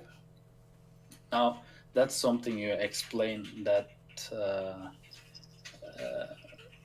maybe they have to have spells, they have to be prepared, they maybe need some blessing from a god, maybe they need some other bonuses, they have to work together. It's something that's supposed to be impossible, but if they're preparing sufficiently, then they can pass it. Yeah. In the comments here, if someone fails a roll, it's always nice to say that something happens rather than that they're punished by rolling a 1. And I think I kind of want to punish them for rolling a 1. Like, maybe you hit your teammate, you hit yourself, you lose the arrow, like, you look stupid. Something like that type of penalty. I think that's just fun, because that makes it more risky to roll a 1. Like, every time you roll something, you might look really stupid in front of everyone. Or you might actually hurt someone. What are your opinion about that? I don't know. I think that maybe it's about. It's not supposed to feel like a punishment, as he says. It's supposed to feel like, well, maybe you actually succeeded on sneaking, but you're having a bad belly after eating something rotten, and you release a pretty huge fart, and that's ruining your attempt at sneaking past the guards. That you don't necessarily tell them that they're not able to do it, but something unexpected happens instead. Yeah. Just anything random that might make them laugh or just like facepalm. Yeah, and then you create a situation that they will probably remember, and they will be like, well, do you remember that time you did this? Yeah, that's so much more better than just tripping like I did in the last time I did this. Cause like, okay, well you trip and look stupid. Like, okay, you trip because I didn't know what else to do in the heat of the battle. Because I wasn't prepared for stats for my own character, prepared for actions of the enemy. Because I was like, okay, a spider shows up. Wait, I'm controlling the spider. Hold on. What is its stats? What can it do? Panic. So I had no idea what to do. I wasn't prepared at all as much as I should have been. But I just feel like that is a common trap when you made something homebrew and has nothing more than just like a day of preparation. Do you have any like stories, short stories, or anything that you could recommend where this situation, where these things are kind of given to you already, so don't need to make up a lot of things, and just a collection, like all of these papers is everything you need, you don't need anything else, kind of. There's a adventure called Lost Mines of Phandelver. It's very friendly towards the beginners, both players and dungeon masters. It tells you what you should expect, what you should look for, what you should prepare for, what monsters is coming, what are the motivation of the monsters. Is the starter set thing, right? I think so. Okay. I'm not sure. I have everything online, so I found it here. Just moving my face. Whoop. Because I yeah. think... At least I remember this. That thing. My DM forgot that I don't have night vision as a human, so I was allowed to shoot off an arrow and kill someone before, like, oh wait, you're not supposed to be able to see. It's fine, we'll just remember that for another day. And we kept a goblin. They cooked a goblin and ate it, and just they were sick a long time after that. They should be. It's not healthy eating a goblin. No, they kept eating it as well. The group is called Goblin Soup Group. No. Just the chat on Facebook is called Goblin Soup. We didn't get that far though. Oh, we snuck past the owlbear though. Just like nope. I don't know the story fully yet though. I challenged the owlbear to a duel, and I almost beat him. Amazing. I should probably read this one, and I should probably try it as well. I've just been like holding back a big... Oh, it's a beholder. Just because that was the session that we started off with, and if we were ever like gonna pick it back up, it's dumb of me to have read it and then know everything. But I don't think we're gonna pick it up again because it's been laying dormant for so long now. It's been almost 2 years since anything happened since I went to that school. So I don't think... Like, I think I'm safe to read it now. And I have it as well. And like you said, it's meant for beginners. Black Spider. I wouldn't be so worried. When you start being a dungeon master, at some point you're going to read stuff you're not supposed to read according to what you're playing. And the best you can do is just pretend like nothing. Try to support the group. Try to get someone who doesn't know to check the problem. Yeah, that... Don't give too many clues, just focus on role playing. Yeah. Maybe you can discover a different aspect. If the dungeon master is more experienced, he will probably have altered the stats and he will see that people are preparing. No, I have an idea of what I could do to like pretend that I do not know. So that wouldn't be the biggest problem for me. And then I could be more of a help to everyone, push people in the right direction, kind of help out the DM in a sort of way. But then again, the DM can just like switch up things. Like maybe this guy was a villain, this guy's nice. You can switch them up just to confuse the one player that knows everything. You can also just tell the DM that I have some experience with this, and if you don't like that, maybe you can swap some names, maybe change the plot a little bit, or move the traps around. Yeah. If you feel like it's a problem, just talk with the DM and you will figure it out. Yeah, I don't think it's gonna be a problem, but it's probably best for the DM to know, just in general, I'd think. So that they know that the player might be prepared for what is coming. So they aren't surprised that, like, the player does, like, oh, of course that happens. Like, what? How did you know? You read the thoughts. You read minds.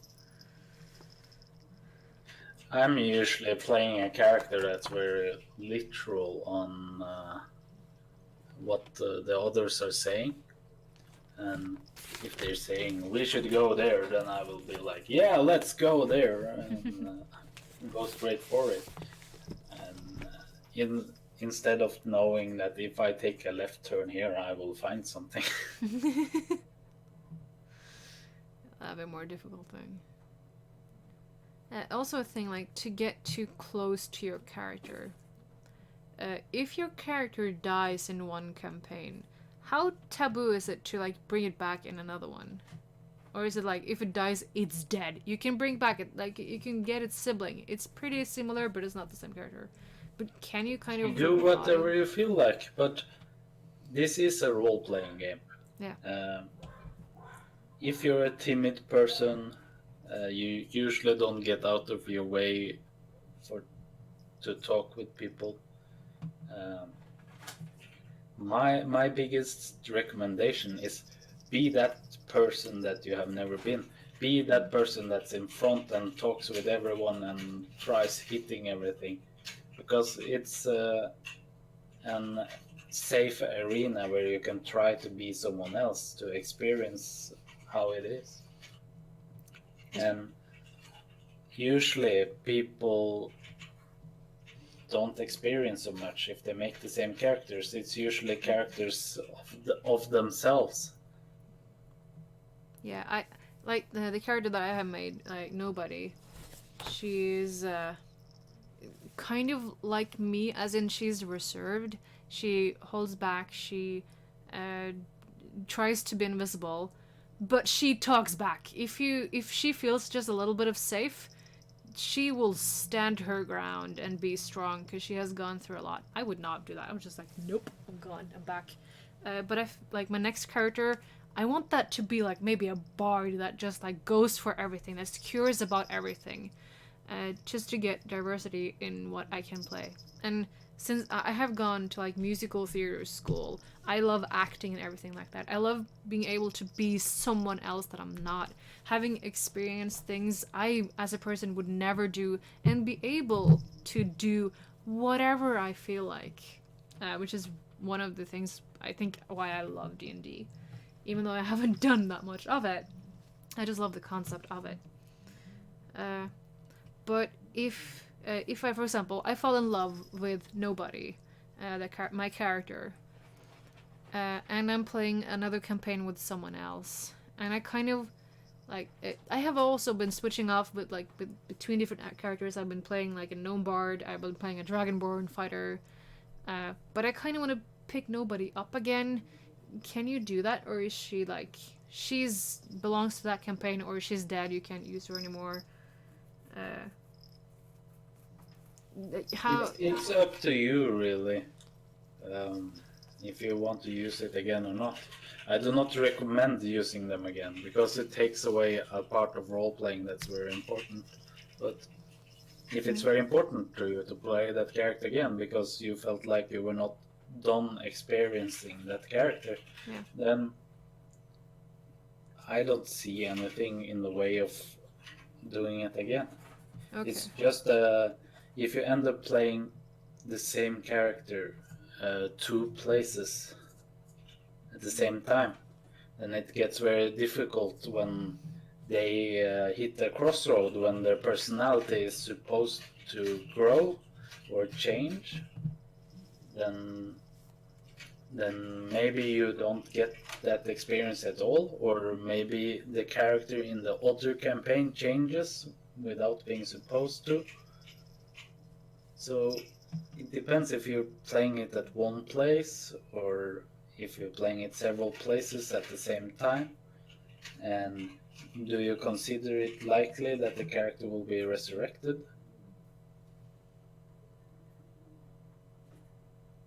Yeah, it might also be like if you're doing it in different places, it can be like a different parallel universe, so that the characters can change, like depending on what happens in that one campaign. It will be a lot more difficult to think of what character is.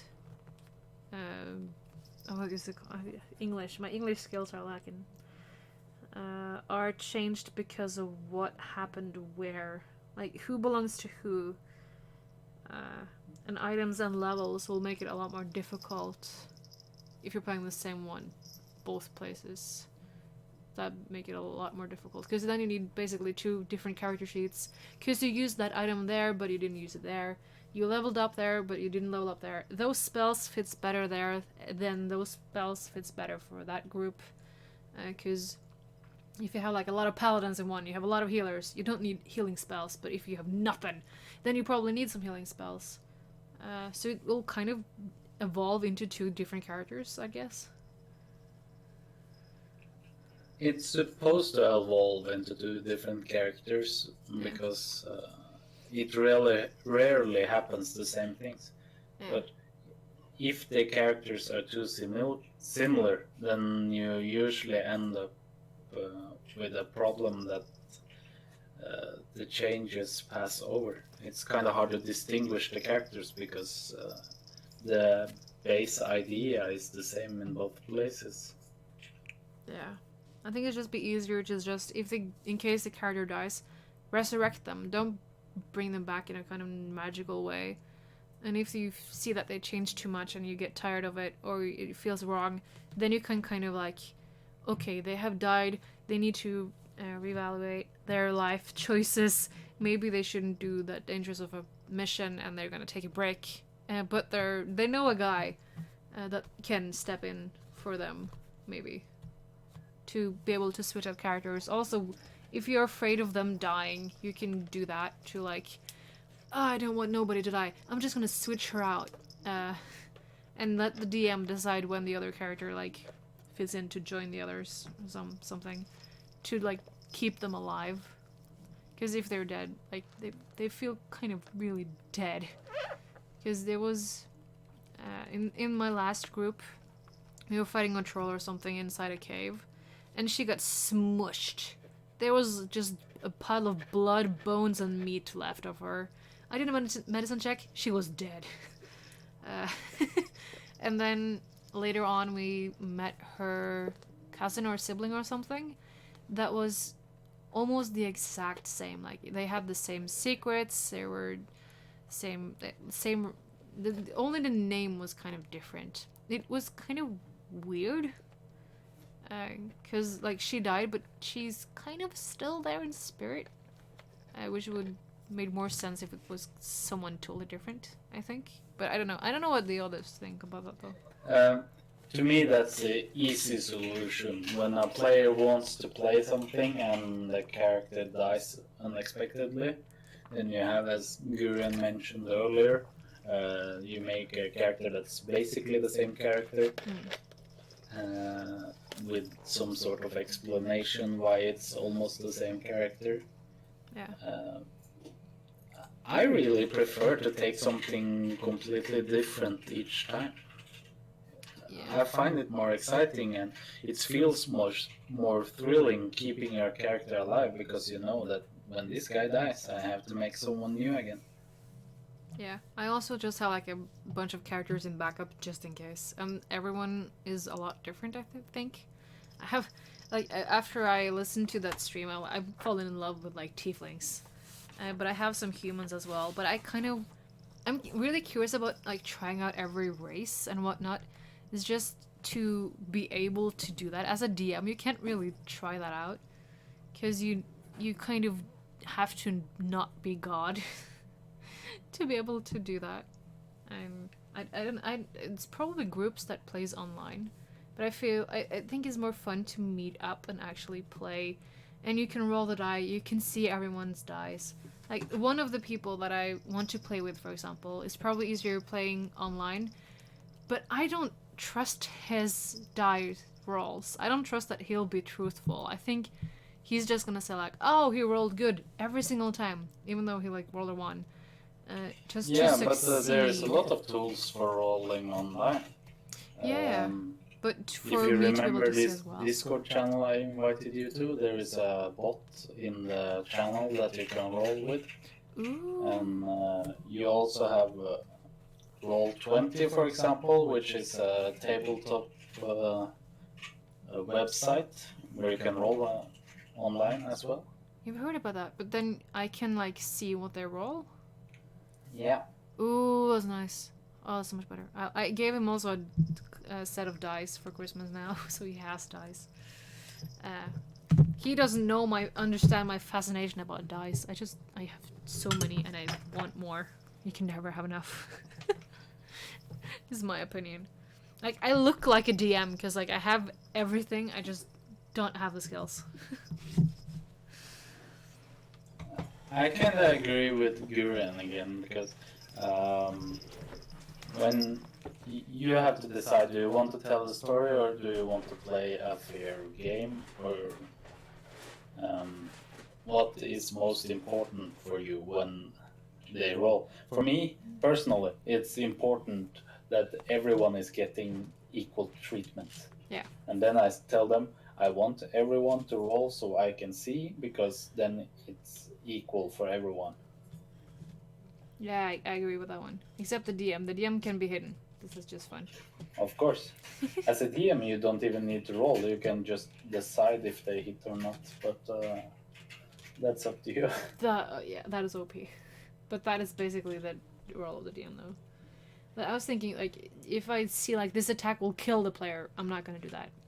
At least not yet. Yeah, when you're playing with only one character, you need to ask them a lot, like, what you want to do.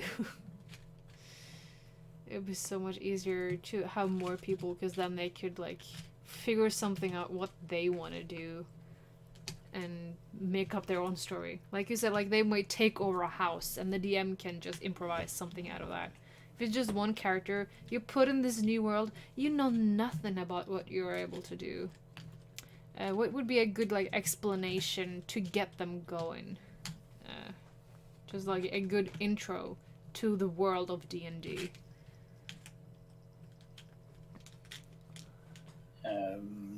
A good intro to the world of D&D is usually just playing with others and finding your place in the group. But if they don't want in to the play example with of others. a house, if it's a timid person, and they get the house and they're like, oh shit, I don't know what to do with this house. Well, So the maybe house is there's a haunted. dried up plant in the house. Maybe they could make a nature roll, and well, I could try adding some water. You can help them figuring out that they themselves don't necessarily need to figure everything out. They just have to tell you what their intention are, and then you will help them figuring out what they have to do. Okay. Because when I put my PC now, my one round, I kind of like dumped him in a tavern, and he had no clue of what to do. Like, I like gave the explanation, okay, you don't have any money, you need money to be able to live. There's only one mission that really pays what you need, that you can see, like, on the board. There is 5 other people in the tavern. What do you want to do? Is that, like, a good enough explanation to, like, get them going? Yeah, I don't know. My personal experience is if I tell them there is 5 people, then they instantly get the expectation that they have to talk with 5 people before they leave. Okay. So it depends on what you, as a dungeon master, intend. Maybe you can instead tell them, you see there is a crowd, there is a cozy fire, there's some music. You do see, and then make them a roll up perception or something. And tell them, you do see a guy in the corner eyeing you a little bit. Yeah, because I was, like, explaining there is a bartender by the bar that you usually go to about the missions, like a type of leader in place of the actual leader of the place. There's a bard playing music. There's a half orc sitting, carving something into the table. There's a tiefling sitting quietly in a corner reading her book. Yeah, but what is your motivation? Do you want them to talk with each of these persons, or are you just trying to explain the mood? I was wanting them to talk to mainly the tiefling, because the tiefling was the one that I was planning on them could get like as to be a teammate. If they could persuade the other ones, maybe they get teammates there because it's only one person going on a really dangerous mission. I would want to give them options of getting someone to help them, which is why I picked these 3 different ones.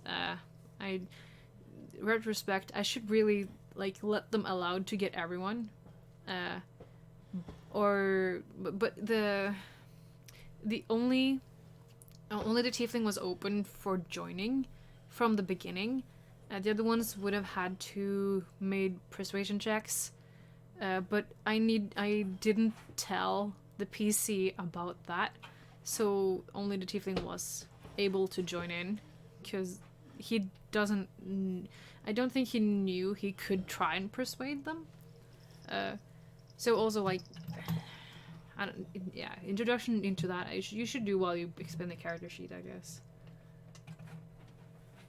Yeah, because when you explained this tavern to me, I got the impression that you wanted me to talk to each and every one of these characters. No, only one of them would give you anything. Well, of course you need to go to the bar to like, I want this mission. It's like, okay, you get this item to get to that place. You need to wait here now for a little while until the carriage shows up. But you don't have time to like leave and go to shops and whatnot. You kind of have to stay there, and then forcing the player to talk to characters, to kind of introduce them to the world and interaction with people, and just seeing also who they would go to first. Kind of. You could go for dramatic effect. Tell them that they got inside just in the nick of time. It's dangerous outside. They should stay the night and wait for the morning, and then it should be safe with proceeding with this adventure they want to go on. That's a much better idea. That'd also make it a lot more interesting and get the NPCs a reason to contact the PC, to help the PC along when they are new.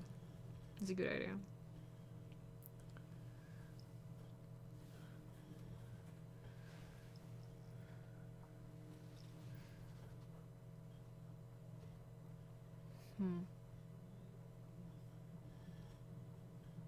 Be a lot more interesting. And or you can do like perception checks to see the different people. If you get high enough, you can see all 3 of them. If you just get the lowest one, you can only see one of them. And then you can try to see. Maybe you get all of them, but that will be really annoying as a DM, I think. To have 3 NPCs kind of the same like line. I wanted the PC to have one person to travel with, just to get them talking, to get them figuring out who themselves are. And just how to interact with the character. That's why I kind of forced them. Let's take the tiefling for an example. What class do you imagine it being? She was a fighter, because that's the character sheet that I had laying randomly as the starter set thingy. The one I knew before. Imagine the players coming into the bar. You have a normal night. It looks like the normal people are here. There is some music, which is nice listening to. It's sounds like a very rehearsed song. You do notice that there is a kind of burly tiefling sitting by the table.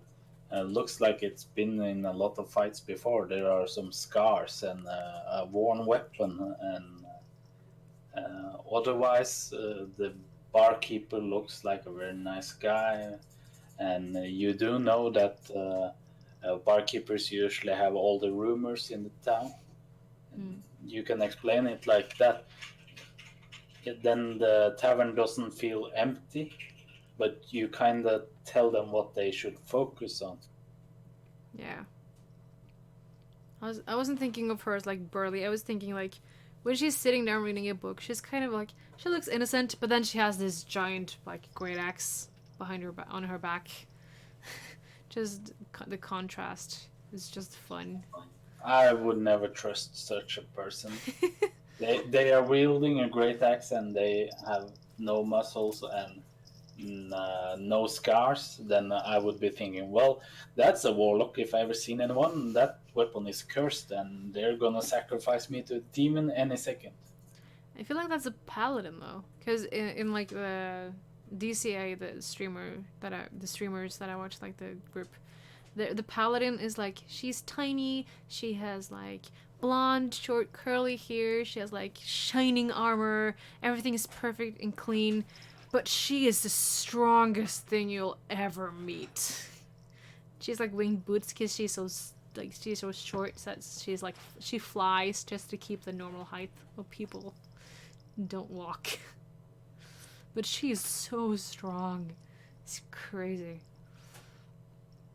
Can carry everyone on her back. The wing boots can only like carry one person, I think. But she can lift up almost an owlbear. Technically, she can drag an owlbear with no problem. I think she had problem lifting it. That does sound kind of fun, though. That's not. I haven't read up on warlocks. I know nothing about them. I didn't get that far. I think I found sorcerer and like, okay, I'll do that. Have you read anything about what kinds of magic there are? Not really. You have divine magic. It's coming from the gods. You can imagine paladins Divine and smite. clerics. One of them is praying, the cleric is praying, and the paladin is performing feats in the name of the god, and they are getting their magic from someone else by spreading the word of their deity. Then you have warlock, which is I would say kind of opposite. You make a contract which allows you to tap into the power of the god or deity or being. It could be a forgotten one or a Cthulhu or maybe just a shade. It could also be a cursed weapon that is gathering power while you are wielding it. But it's a different source of magic altogether. You are binding a contract and it's lending you magic in exchange of doing jobs for it or transporting it around. Then you have nature magic. It's kind of self-explained, but it's magic usually contained within plants and living beings. And then you have the normal magic, which is maintained by the god of magic, which is in everything. And the normal magic is divided into two sources. You have sorcerer, which has innate magic, and they can kind of just pull the magic out of themselves and throw spells. And then you have the wizard, which is studying magic and making scrolls, maybe taking some plants and creating this spell. I believe those are the main types of magic. So warlock is kind of the same as the origin of the tieflings then, because the tieflings like underwent like a contract with some evil powers that made them look like they are now, but generation after generation, like they have changed, and also in what can you call it, the way they are. Like you might find like a nice and good tiefling, even though their looks or their origin to their looks are evil. But warlocks kind of are the first generation of tieflings-ish. The first generation of tieflings is sort of the result of a contract. The demons made a contract and they impregnated some humanoid in exchange for providing their end of the bargain, and then you get a sub race because it's different races. The tieflings are inclined to be good because everyone is expecting them to be bad, and they are kind of tired of this attitude, and they are living in societies in very harsh environments, and they're just trying to be nice to each other to just get by. Yeah. And sorcerers are descendant from Dragonborn or something, or dragons, I think. Which is why my It character... depends on what kind of sorcerer you are. Yeah. One of them is from dragons. It's one of the subclasses to sorcerer. But as the definition of sorcery is just that you have an innate magical power that you can use to throw spells. You don't need a spell book. You don't need scrolls. You can just feel the magic and throw it out. Yeah. Because I picked the type of descendant from dragons on nobody. My character, for those who tune in now. So that's why she can speak like both draconic, because that's the tiefling that follows the tiefling, and no, opposite. Infernal, which follows the tiefling, and draconic, because that follows the dragon. Because I felt like that was more interesting. But they can also like have, I don't remember, one of the not the type of breath weapon as the dragonborn has. I don't think they breathe it, but they can pick one of them to have like as something I can't remember. It's been a while. They get a breath attack according to what kind of dragon they're descending from. Oh, so they do get that. Oh, okay. The Dragonborns does. Yeah. Story-wise, the Dragonborns is an attempt of the dragons where they are trying to mix the best parts of humanoids and dragons. They kind of fail because the dragons born are very short-lived and they don't have the same magical potential as dragons. The only thing they got going for them is that they are smaller. Smaller than normal dragons? Yeah. And they are up on 2 feet also, though. If I remember correctly. Do they have a tail? I don't think they have. I can't remember. I was so eager to be a dragonborn when I first started off. So I made like 2 dragonborn characters. But I haven't had time to play one yet. And now I fell in love with tiefling, so I'm playing a tiefling instead. Let's see. They can live to around 80. How much is humans? How long does human live? In this universe. Human.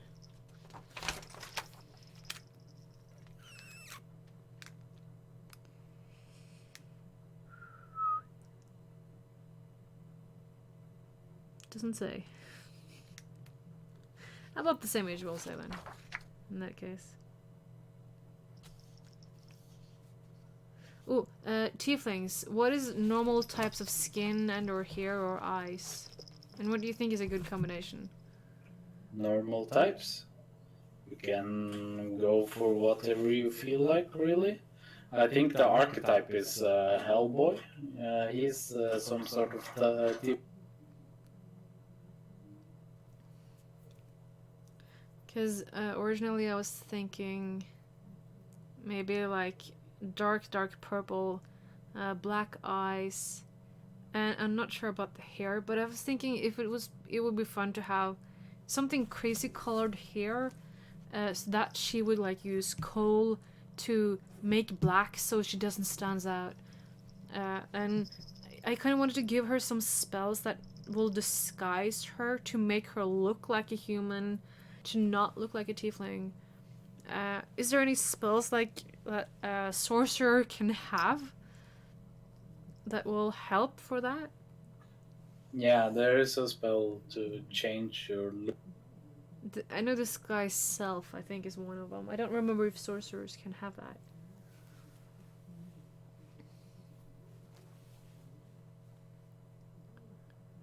Is it like an item, like a kit you can use to, like, you put on this necklace and then you look differently than you actually do? If you're playing a sorcerer, you would learn disguise self spell, and that's a spell that lasts for 1 hour.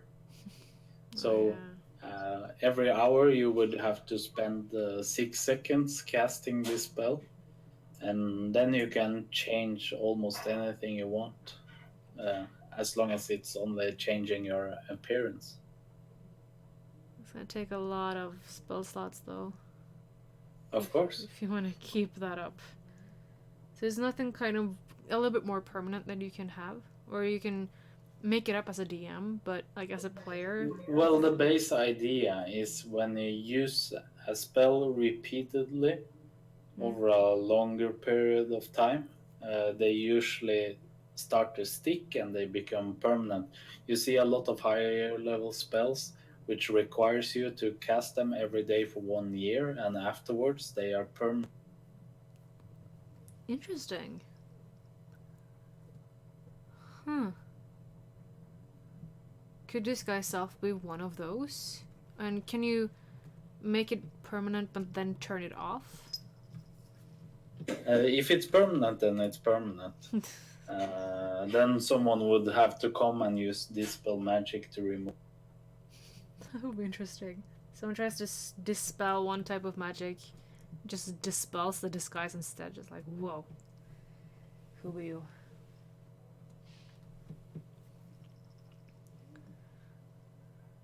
And I'm fascinated by the disguise self, and also like, she can use it for like an hour and then not use and just put her cape back on, just like just. Yeah, but as a sorcerer, you can also spend sorcery points to double the duration. Then it would last for 2 hours. Ooh, okay.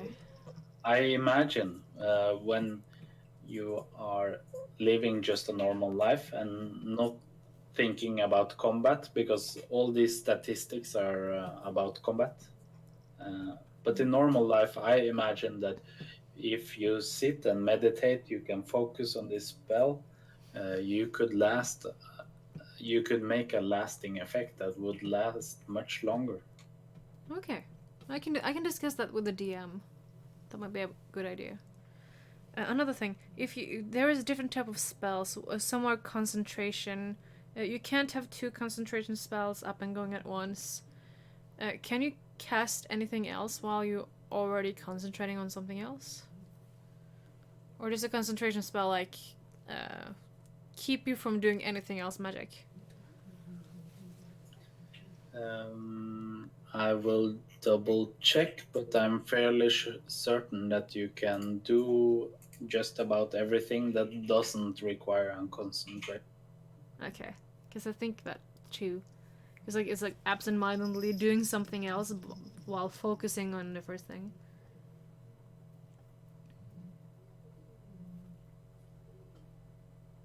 I think.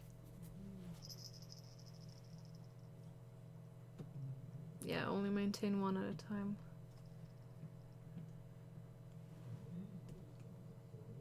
Let's see what the rule says.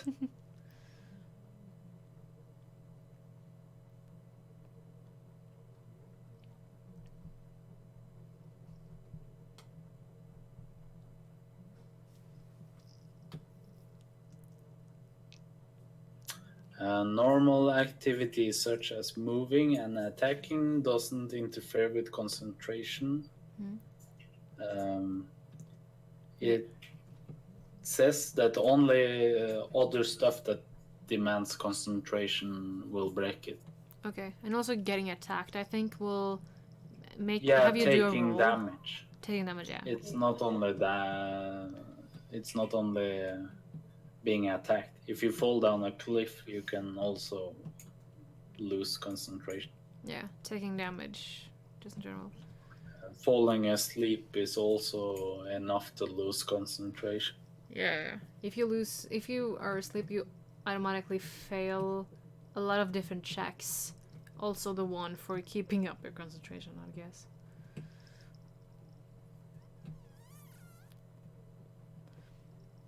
Oh, there's one thing I was thinking about. I forgot.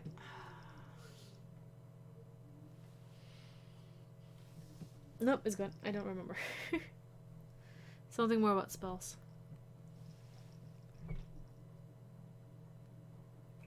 Spells that have longer cast time is considered concentration, but they might not have a concentration tag. So if it says that it takes 1 minute to cast it, it might not be tagged with concentration, but it will require concentration during that 1 minute. So you could say you use your action every round, like the full 6 rounds it takes to get it there. Kind of, in that case. Yeah, you would have to use your action for 10 rounds. Yeah. I've had a full day of work. I'm tired. Math isn't my strong. I haven't done math in like, multiple years. It's 4 years since I've had anything to do with math now. It'll be interesting when damage adds up here.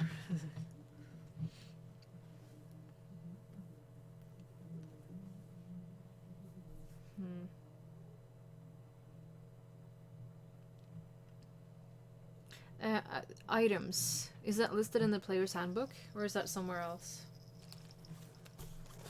Like a lot of magical items, for example.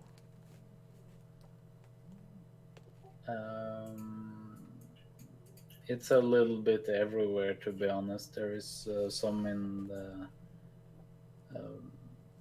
the player's handbook. There is also some in the Dungeon Master's Guide, and there is some items in all adventures. Yeah. If you were gonna start off as a DM, would you recommend reading anything in the player's handbook or the Dungeon Master's Guide, or just the monsters themselves?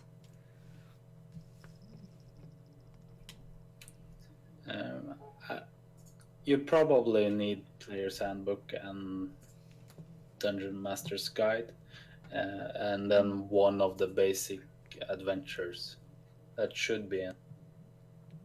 Okay, so not the monster manual then. The newer books are meant for an audience that's already playing, mostly. Yeah. I have mostly looked in like the player's handbook.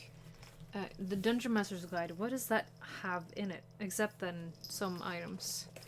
I haven't had really time to look into that one. It tells you a lot about how to create stuff. Both multiverse, adventures, characters. They tell you about what you can do between sessions, that you can tell them that something is happening on the horizon. It's meant as a guide what to do with all of the information that you have. Okay. So it's pretty good to have. Oh, thank you for following.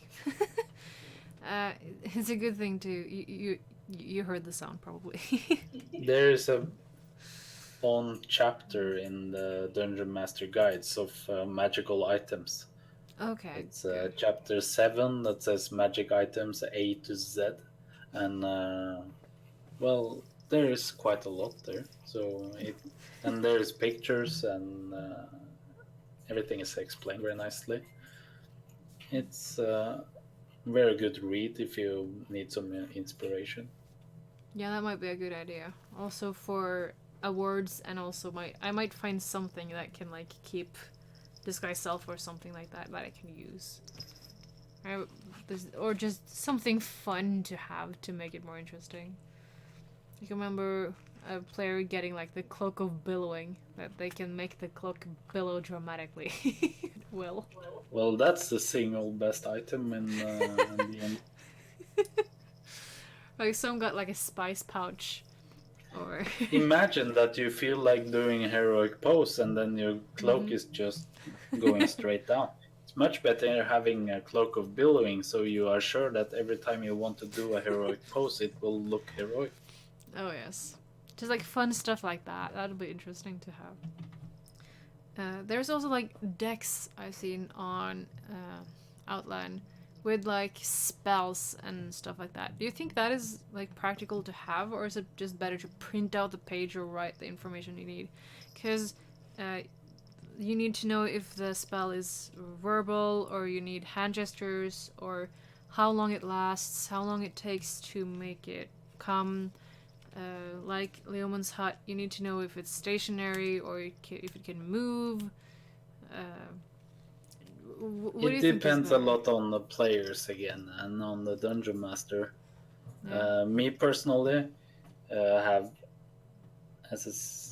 have everything online, and Okay. when I play with players, we each have each our phone with character sheets on the phones, and the only thing that we're throwing are the dices, and we Well, take notes in the phones. what else would you be throwing except the dice? We could throw the glasses at each other. I don't know. Why? Well, sometimes people get pissed when someone is doing something not so clever, like deciding to shout while they're sneaking. Yeah, it's so much fun when you like when you're not the PC itself, and then just the DM just like roll a stealth check, just did a roll like just to like you're being loud. You can't pretend you're not shouting. I can hear you shout. Also, the players have a tendency to talk between themselves. Oh, what if I do this and then you do that, and stuff like that, uh, which they kind of tend to do outside of their character. Yeah. I usually tell my players that if you don't specify anything, if you don't say that you're whispering, or as long as you don't say anything, then I'm just expecting that whatever you guys say, all characters around you can hear it. So if you are talking about attacking that guy in that way, he will start preparing. Yeah. I remember when we had like a stealth mission, we were like spreading out, and we were actually sitting around the table just mimicking things to each other, just because in game we shouldn't been able to hear each other. Because if we were actually speaking, everyone would hear us. Yeah, and a part of D&D is all the preparation for the crazy stuff you want to do. Yeah. Maybe you want to get an item that allows you to talk over distance, or maybe just send your thoughts to the other people. Yeah. True. Then as a DM though, you need to introduce that into the world also. Absolutely. I think like the because it is really easy for someone new to what I would call fall in love with their character, to the extent where they will kind of back up a little bit to not get killed. Because I was playing like one round ish with a little group where I was a rogue. Having been a fighter, having been strong and in front lines, I was scared as this rogue, and I just basically went around and killed the people that our wizard had put to sleep. Just because my character was such a coward, she didn't dare do anything. But I don't think that is as fun. Like, it makes the player more paranoid for getting their character killed. It makes it more difficult for the other players because this character isn't doing as much as they could. And since it was just like a one little short thing, if my character died, I would not be able to come back. And I also feel that a little bit for my first game, Raven, that was my first character. Like, I don't want her to die. And she like broke her great axe twice, so now she is afraid of using that. So she's just becoming more and more useless. I made a lot of different characters as backup, but like I'm still a little bit afraid to losing my characters. Do you have any tips that can make to make it easier, to make it more fun again for everyone, just in general?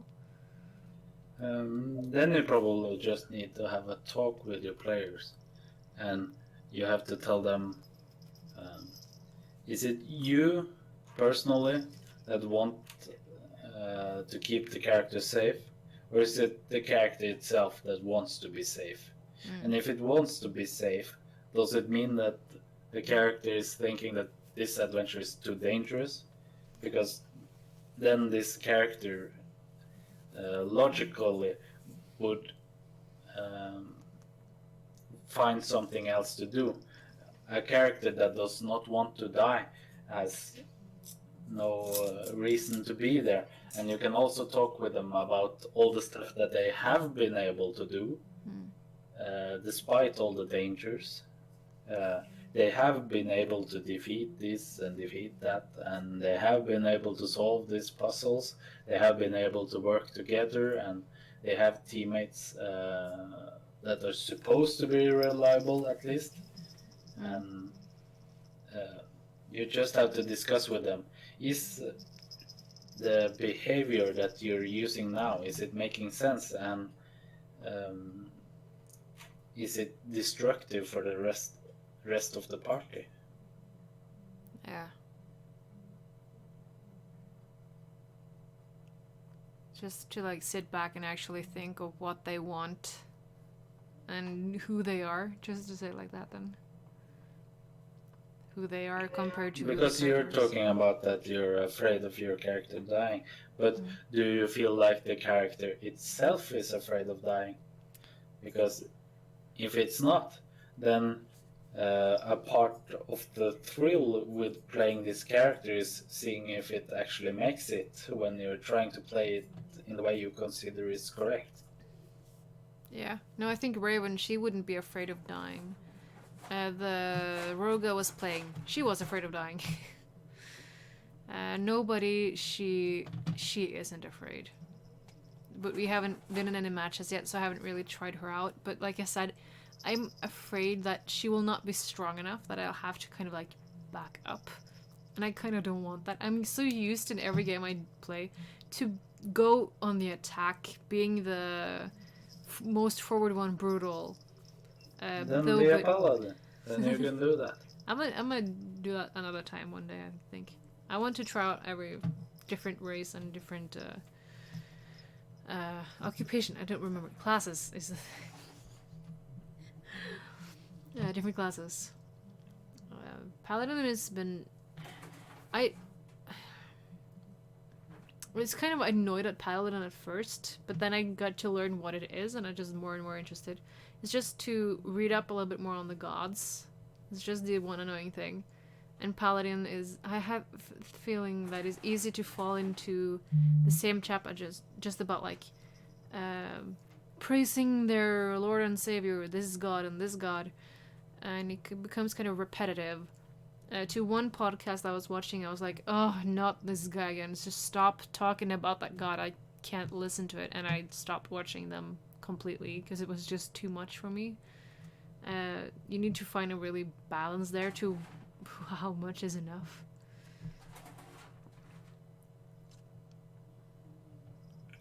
I think it's when you're playing a religious character or a nature lover, or whenever you have a gimmick, make sure that it kind of stays like that. It's what's important for your character, but be careful about forcing it on the other characters. Yeah. Because like the group that I continued watching, she kind of stopped being so intense about it, which is why I can keep on going. But still, like, she converts people.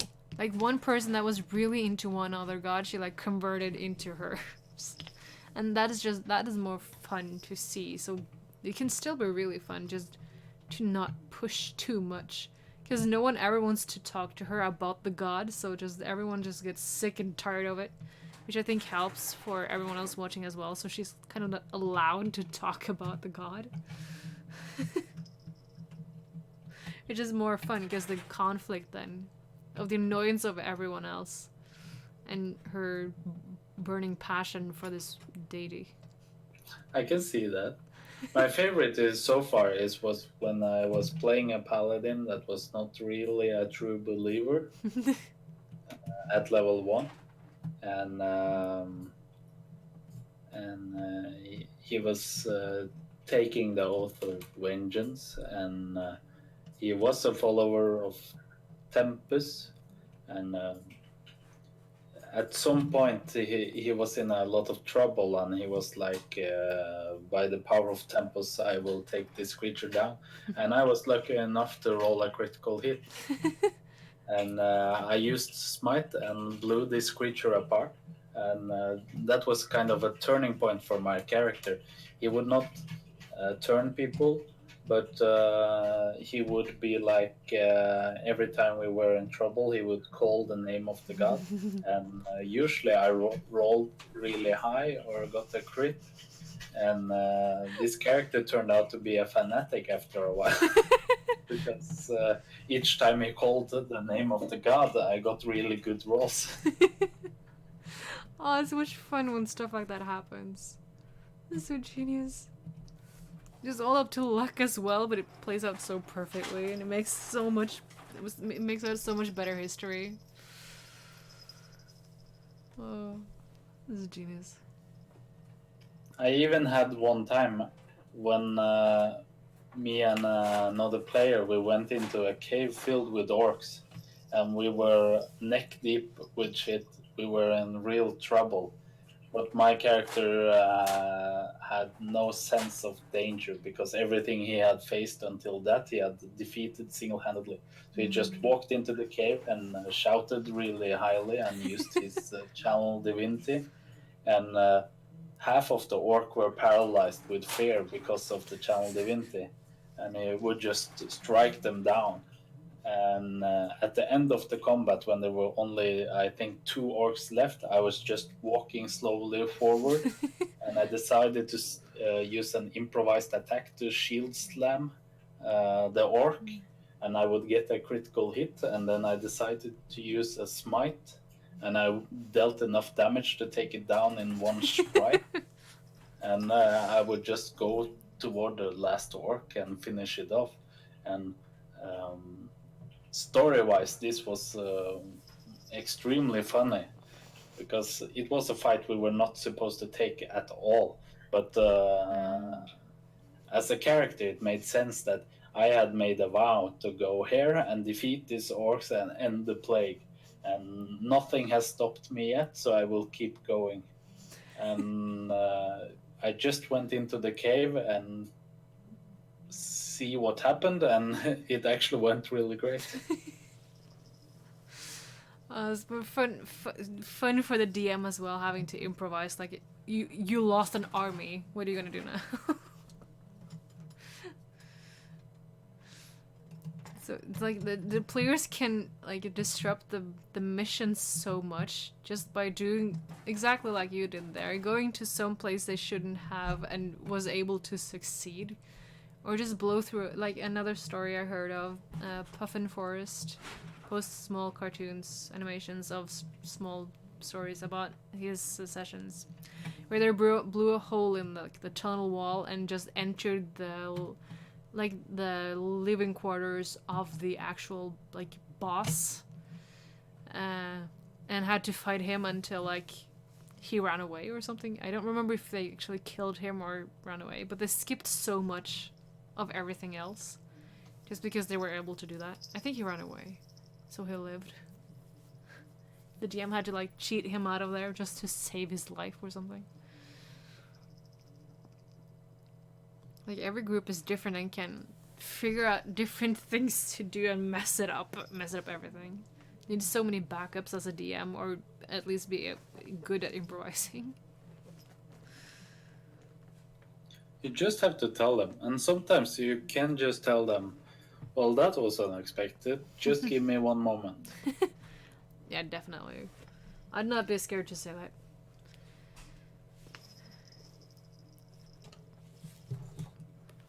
Because again, like the openness of the D&D world, it's almost scary. It's intimidating for me right now. It's just so much that you could do. So much you could mess up. It's all about having fun.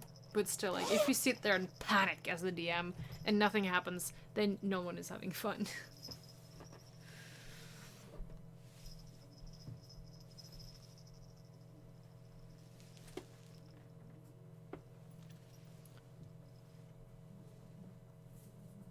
I had another question about paladins. I forgot.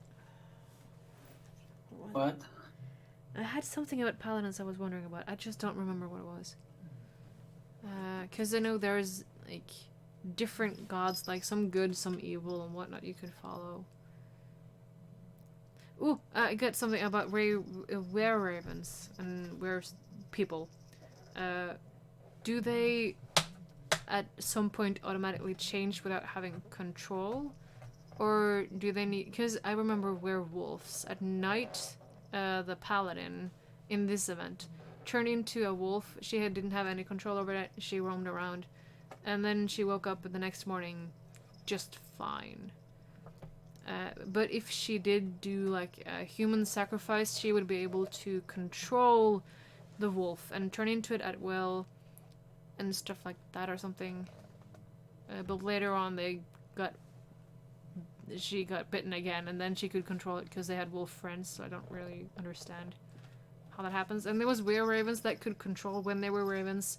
There was no full moon, so I never got to know if they changed automatically or if they can always change back and forth as they please. I don't know. If you are following the rules in D&D, these forms are powerful curses. You are supposed to have control over it, and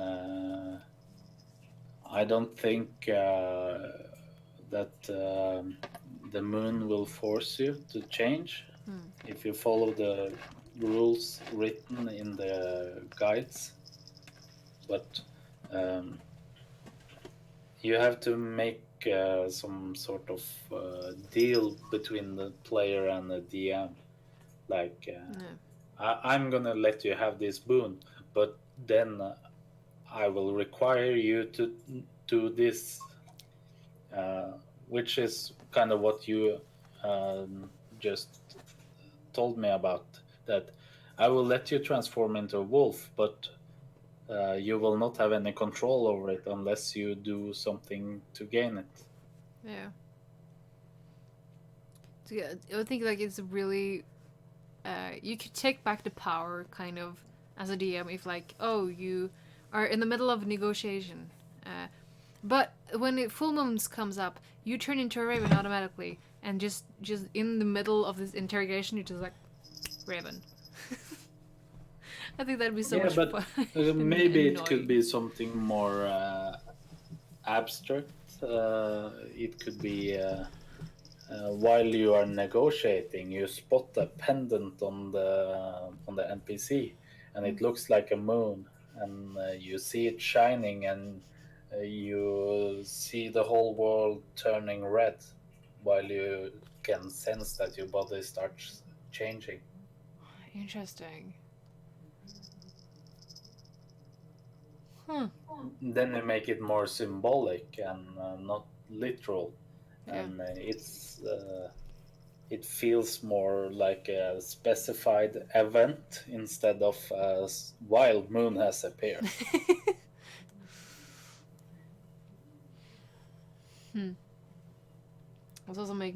It will make it more interesting as well, because then you're not safe ever. You're not safe at daytime even, because this item can just make you kind of turn. Yeah, and maybe this item is a normal necklace that everyone who is a follower of something something is wearing. Oh, that'd be annoying. That would be fun though. Annoying is fun, that's the thing. Then you have all the rest of the party. They have to scout out each NPC and see if they are a follower, so you don't have an accident and go crazy when you want to talk with them.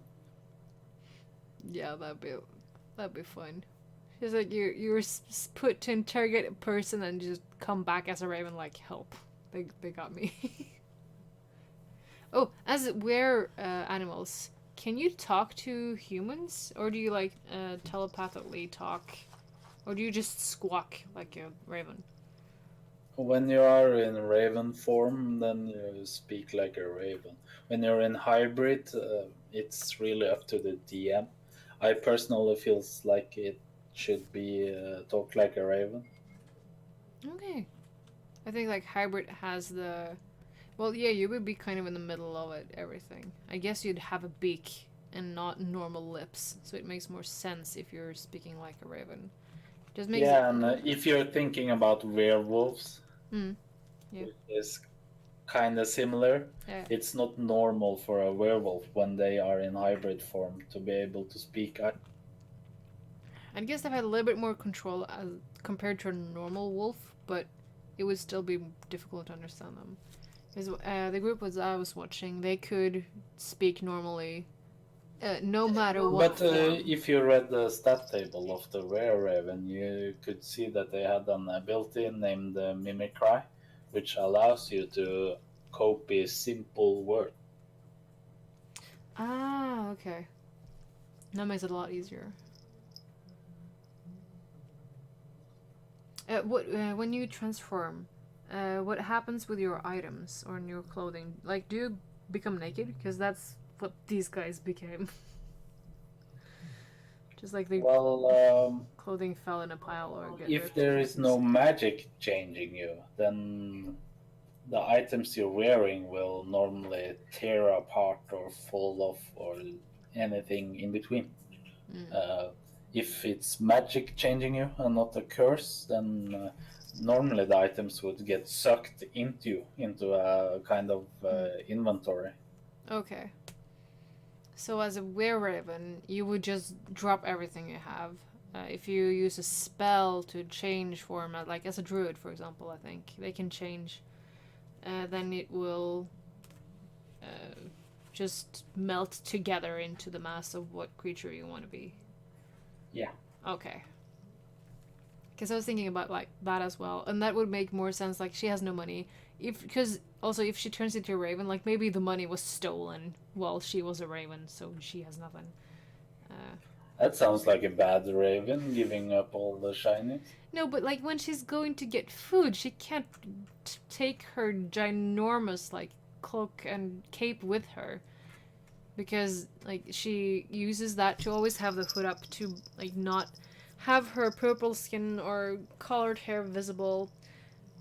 So she needs to like store her stuff somewhere. Like maybe someone came over it and took her gold, something like that. It'll just make her even less trusting of humanity. uh, and also give her a reason to not have many items because she needs to hide them when she becomes a raven, or she might just, even in case she needs to escape, she turns into a raven in front of the enemy, and then she don't want to lose everything. Yeah. You could just make a deal with all the players that when you change, they have to pick a. Definitely, if they knew about it. But I was thinking of until needed, that she will not show that she can turn.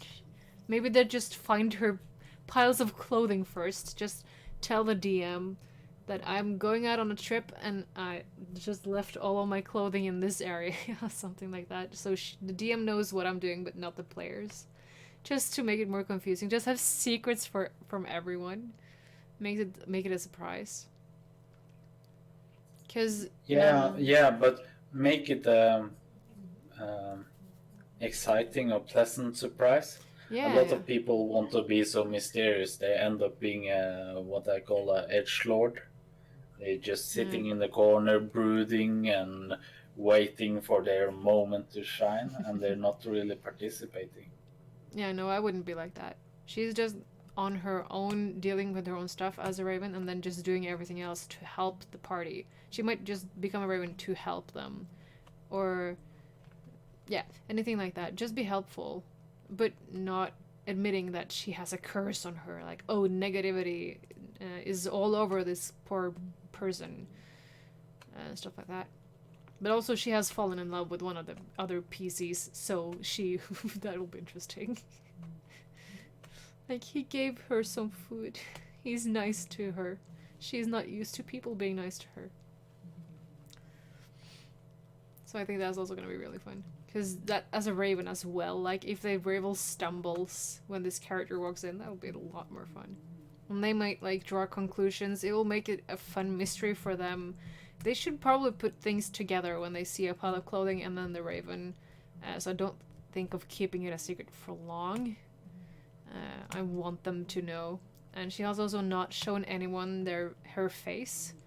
So while there were, she and another one of the PCs were sleeping like in the stable, and she spent the morning just looking in the water at her own reflection. And when others came in, she like quickly put the hood back on, and they saw that, just to make her kind of more weird, I can say, more secretive. Because one of the pieces hates that. She hates nobody so much. If the nice guy wasn't there, she would probably have murdered her just for walking out of a tavern. Just she saw this character walk out of the tavern right after another one of the PCs, and she's like, she's following that one. And I'm like, no, I just walked out. Aren't you allowed to exit the tavern? She's like, but you were following. I'm like, how do you know? Just so paranoid. And then she also like says her name is Nobody, which no one trusts, and she's so secretive. But that's just her in a nutshell. And I'm just looking forward to her opening up, which she's almost already doing. Because she doesn't want to keep secrets, not from people she trusts. She just needs to trust them first. That'd be so much more fun. Like, I might put like a lot of punishment on her, but like I really do love this character. Everything I do, like, I want her to be as fulfilled as possible, and I want her to be happy, even though she has had a lot of hardships in the past, and maybe seem like a child for being like so happy about just like getting a piece of bread, just not daring even to ask. She just looks hungrily at every sort of plate of food that comes by. I think it's so much fun to play.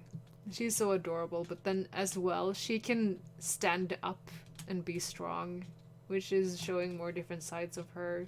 But then the Raven again is gonna be fun, and then she can actually do some stuff. Couldn't you just be a druid if you want to change into a raven? But I was thinking Were-Raven because of the immunities and the buffs, because I wanted to play a kind of wizard, and then the sorcerer was the most appealing. I might play druid at another point. We also have a druid, for that matter. So we Yeah, just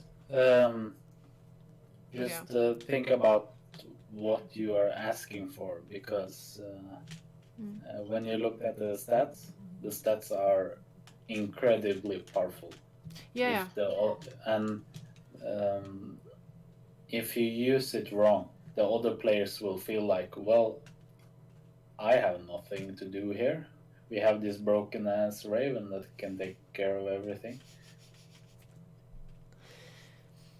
Yeah. Then I don't know. I don't. Yeah, but I still think I want the Raven because of the buffs, like the Were-Raven. I don't know how much she's gonna use. It will be kind of like the last resort, she'll turn into a raven. She won't do it a lot. That's not her, in a way. She's ashamed of being a raven, I think. So she's not going to use that, and so she won't. Yeah, that's fine. Yeah. It's just if you're thinking of the power level, Yeah. there could be a cave with 1,000 goblins, and you could just go into your hybrid form, and you could go into that cave, and you would be able to defeat them because they're not able to hurt.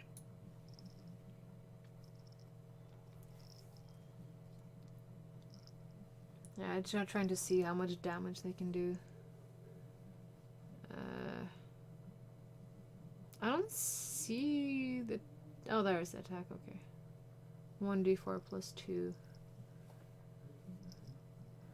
Or 1d6 plus 2. That's a lot. 1d6 plus 2. Armor class 12. I think my character has a bigger armor class, actually.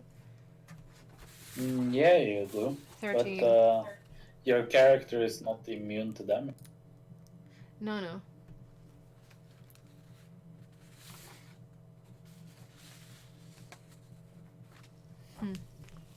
But it's something you have to discuss with your DM. If your DM knows about it, the DM will just tell you what the concerns are and what you guys can agree upon.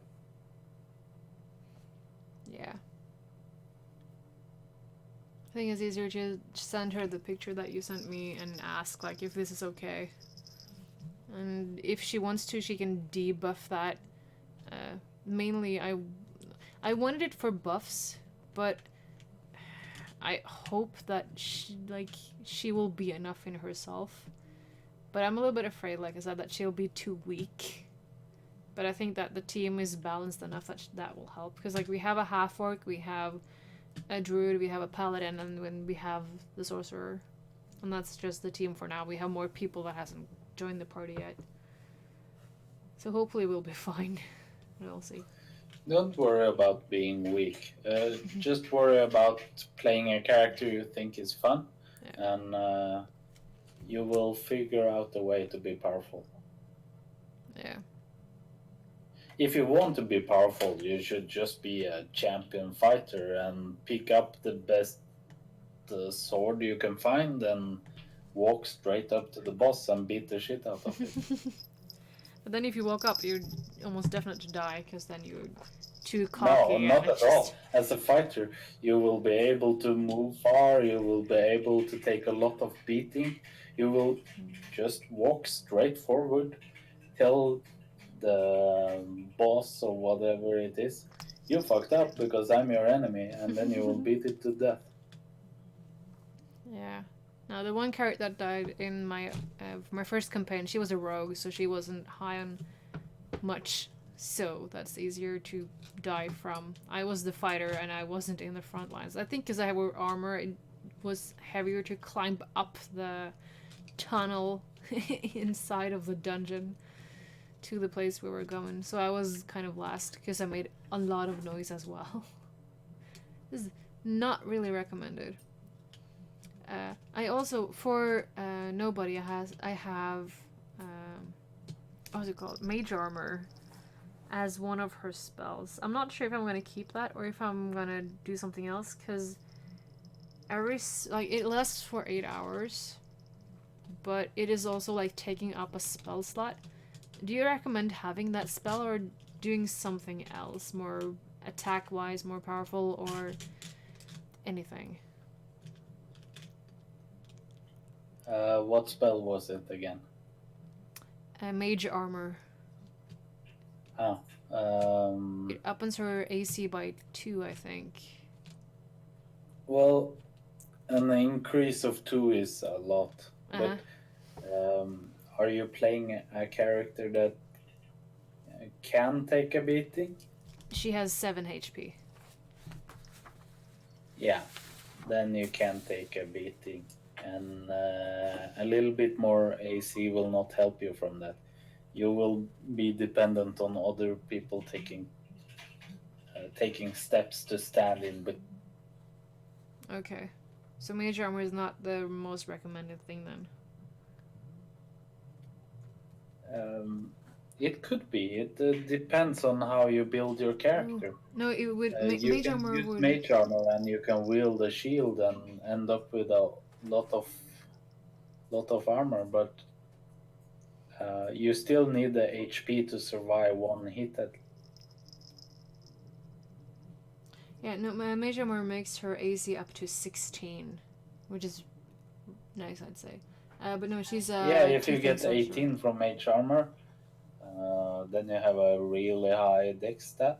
But 16, not 18. if you wear a shield as well, then you will end at 20, which makes it very unlikely that you get hit by at least a goblin or something. Yeah, no, AC will go from 13 to 16 with mage armor. I picked Burning Hands as the other one. And I think I have Firebolt or something as a bonus, or cantrip or something like that.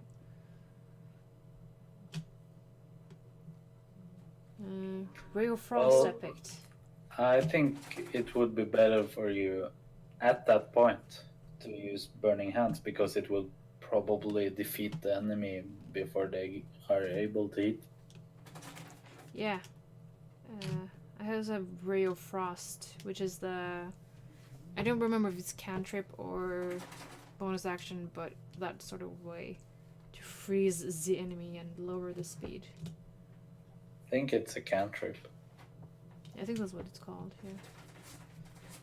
Cantrip is basically a spell you rehearsed so many times, and it doesn't require any components. You can just throw it out at will. Yeah. But it does require an action. Okay, so it's not a bonus action, it's an action. Yeah, it's an action. Okay.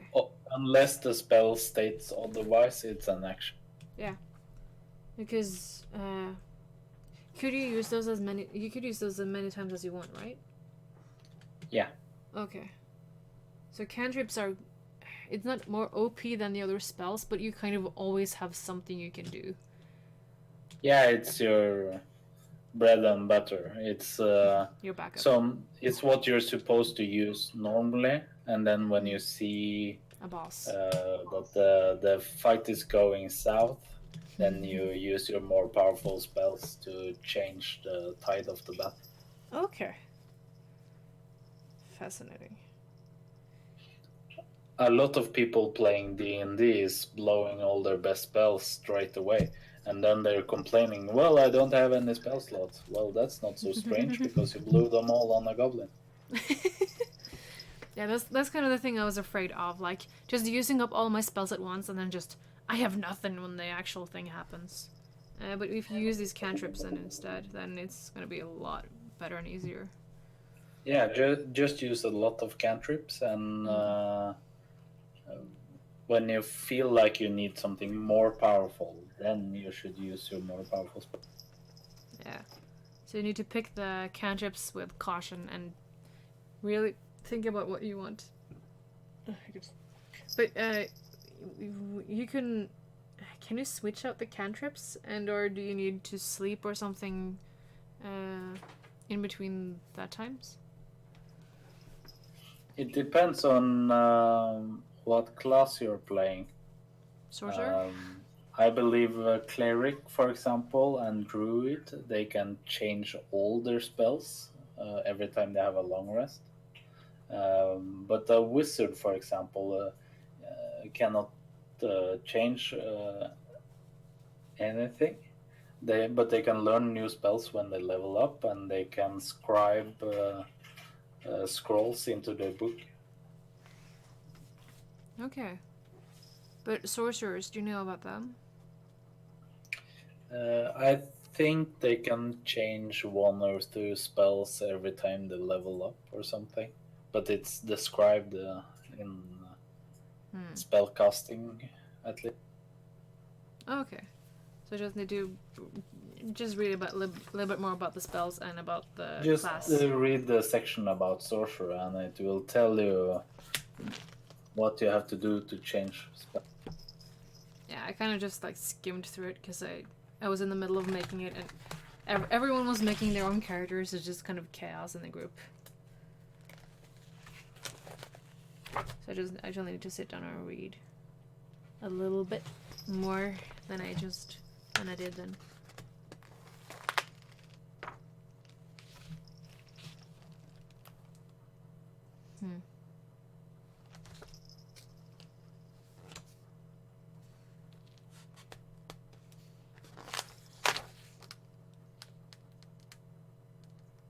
Bloodline. Draconic essence. I can't pronounce that word. Yeah, with a Ancestry. sorcerer, you learn some spells every level, and also you are able to change one spell that you already know with something else every time you level. Okay, so his leveling up is the time that you can change. Interesting. Yeah. Let's see.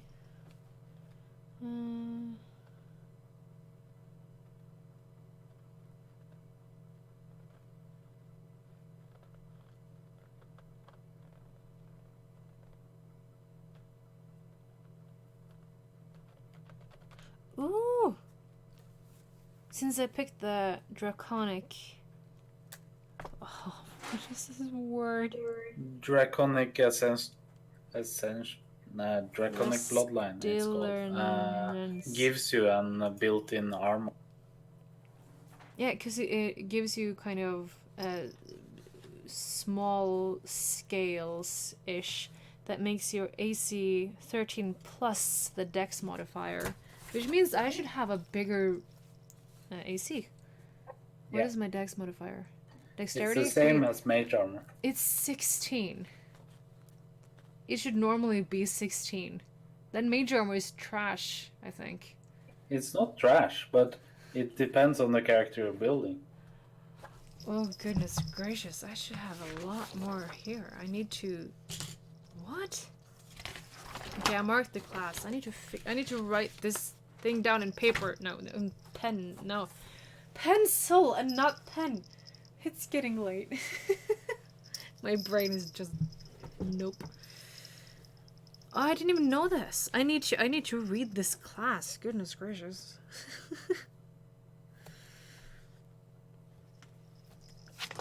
Oh, this is so much here. Wild magic. That was really fun.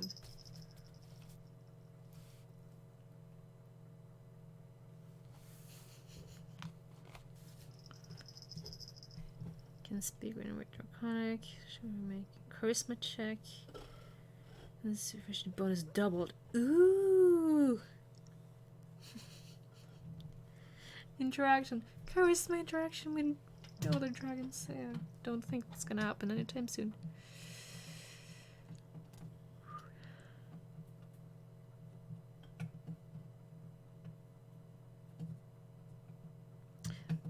Ooh.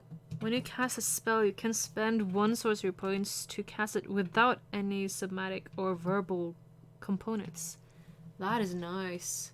So if someone casts that's silence... really powerful with Yeah. all the charm spells, because normally people will react when you try to charm them. They're like, "Oh shit, you're trying to cast a spell on me," and they will respond with attacking. Yeah. But with using silent spell, you can throw it at them, and they will not be able to react. That is nice.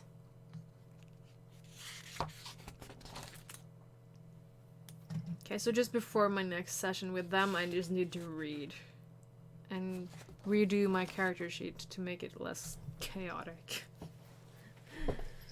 I also made her chaotic good, because she does not care for the rules, she just does what's right.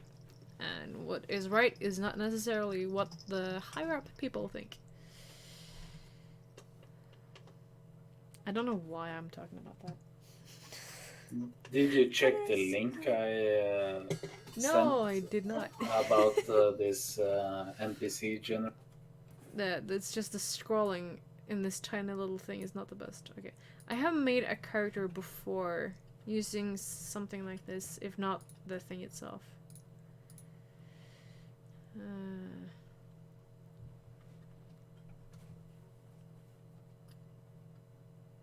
I don't see tiefling.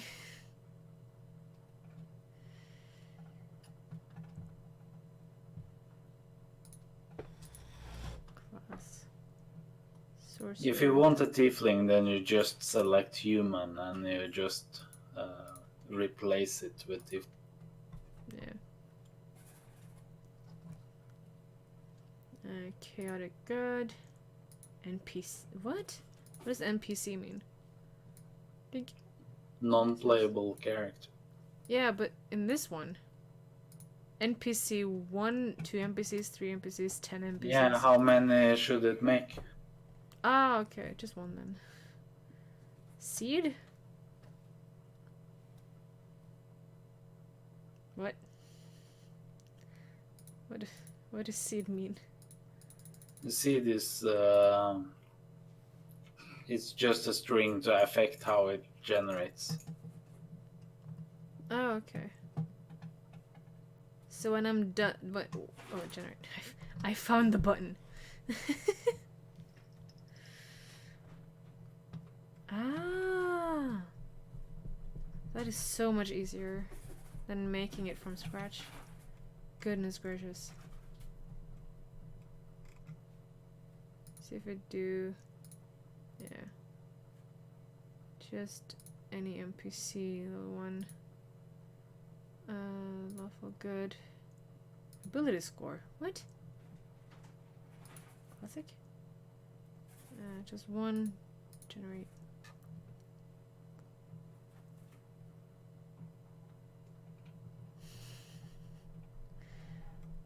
Oh, that's gonna make it so much easier to make different characters. Goodness gracious. Medicine. She's a bully. Love it. It saves a lot of time, and you can just generate a new character until you find something that you think fits the plot you're running. Hold on. Level 1. Or is it just 1 to 20? Oh, is it 1 to 20? It's like 30 HP. It's not level 1. You have to set 1 to 1 if you want it to be low. Okay. It's confused. Hit points 10. It's still better than me. 1d8. 10 is not 1d8. Excuse me. It's 1d8 plus constitution. Okay.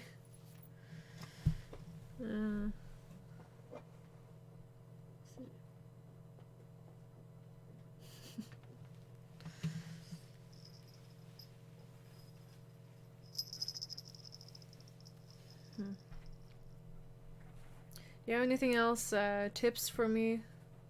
Or anything? Because I don't have any more questions for right now. At least. Should be fine. But I really recommend checking out that site that I linked to, because it has town generator, it can generate plot hooks. There are a lot of other sites as well, and it saves you a lot of time when you're using tools to make content. Yeah, at least the character creation's there. That's gonna make it so much easier. And I'm also gonna check out the starter kit set like you recommended. And I'm gonna see what I can get going. Because we've been talking for 3 hours. Yeah, it's been a while now. It takes a long time to prep. Because that is basically what we've been doing this whole time. I took my light switch with me over here.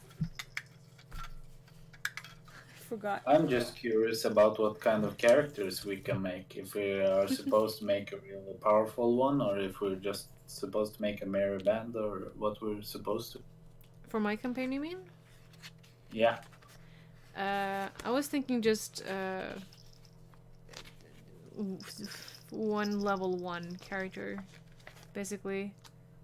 Or then one for each of us.